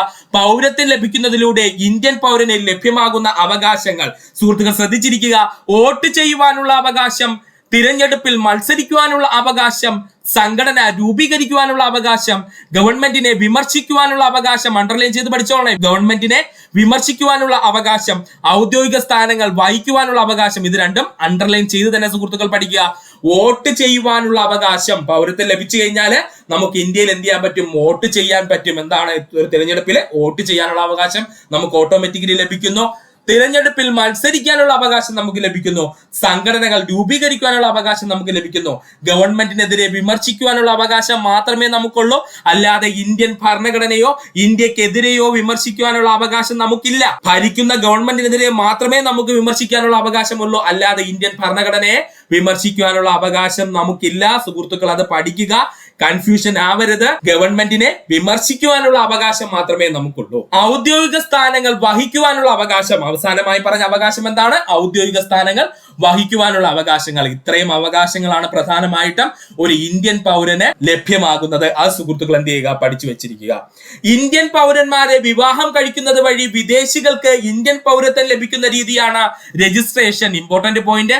ഇന്ത്യൻ പൗരന്മാരെ വിവാഹം കഴിക്കുന്നത് വഴി വിദേശികൾക്ക് ഇന്ത്യൻ പൗരത്വം ലഭിക്കുന്ന രീതി അറിയപ്പെടുന്ന പേരാണ് രജിസ്ട്രേഷൻ. പൗരന് ജന്മനാ ലഭിക്കുന്ന പൗരത്വം അറിയപ്പെടുന്ന പേരാണ് സ്വാഭാവിക പൗരത്വം. എന്താ സുഹൃത്തുക്കളെ? സ്വാഭാവിക പൗരത്വം. പൗരന് ജന്മനാ ലഭിക്കുന്ന പൗരത്വം അറിയപ്പെടുന്ന പേരാണ് സ്വാഭാവിക പൗരത്വം. ഒരു രാജ്യത്തെ നിയമ നടപടികൾ പാലിച്ചുകൊണ്ട് വ്യക്തി നേടിയെടുക്കുന്ന പൗരത്വം അറിയപ്പെടുന്ന പേരാണ് ആർജിത പൗരത്വം. അത് ഇമ്പോർട്ടന്റ് ആണ്. അതും രജിസ്ട്രേഷനും തമ്മിൽ തിരിഞ്ഞു പോവല്ലേ. ഒരു രാജ്യത്തെ നിയമ നടപടികൾ പാലിച്ചുകൊണ്ട് ഒരു വ്യക്തി നേടിയെടുക്കുന്ന പൗരത്വമാണെങ്കിൽ അത് ആർജിത പൗരത്വം. അതേതാണ്? ആർജിത പൗരത്വം. എന്നാൽ ഇന്ത്യൻ പൗരന്മാരെ വിവാഹം കഴിച്ചുകൊണ്ട് വിദേശ വ്യക്തികൾ ഇന്ത്യയുടെ പൗരത്വം ലഭിക്കുന്ന രീതിയാണ് രജിസ്ട്രേഷൻ. ഇത്രയുമായിരുന്നു നമ്മുടെ സെക്രട്ടേറിയറ്റ് ഓഫീസ് അറ്റൻഡന്റ് മെയിൻസിന്റെ PSC നിരന്തരം ചോദിക്കുന്ന സുപ്രധാന 5 ടോപ്പിക്കുകൾ ഫസ്റ്റ് പാർട്ടിൽ നമ്മൾ പഠിച്ചത്. അടുത്ത പാർട്ട് ഉടൻ തന്നെ സുഹൃത്തുക്കളെ അപ്ലോഡ് ആവുന്നതാണ്. അതുകൊണ്ട് സുഹൃത്തുക്കൾ എല്ലാവരും നമ്മുടെ ചാനൽ സബ്സ്ക്രൈബ് ബട്ടനോട് ചേർന്നിരിക്കുന്ന ബെൽ ബട്ടൺ കൂടി ഒന്ന് എനേബിൾ ചെയ്യുക. അപ്പോൾ നമ്മൾ അപ്ലോഡ് ചെയ്യുന്ന വീഡിയോകൾ അപ്പോൾ തന്നെ സുഹൃത്തുക്കളെ നിങ്ങളിലെത്തുന്നതാണ്. അതിനോടൊപ്പം തന്നെ മറക്കാതെ നിങ്ങളുടെ സുഹൃത്തുക്കൾ കൂടി നമ്മുടെ ചാനൽ ഒന്ന് ഷെയർ ചെയ്ത് നൽകുക. ഇത്ര നേരം ഈ വീഡിയോ സുഹൃത്തുക്കളാർക്കും നമസ്കാരം. നല്ല ദിവസം നേരുന്നു.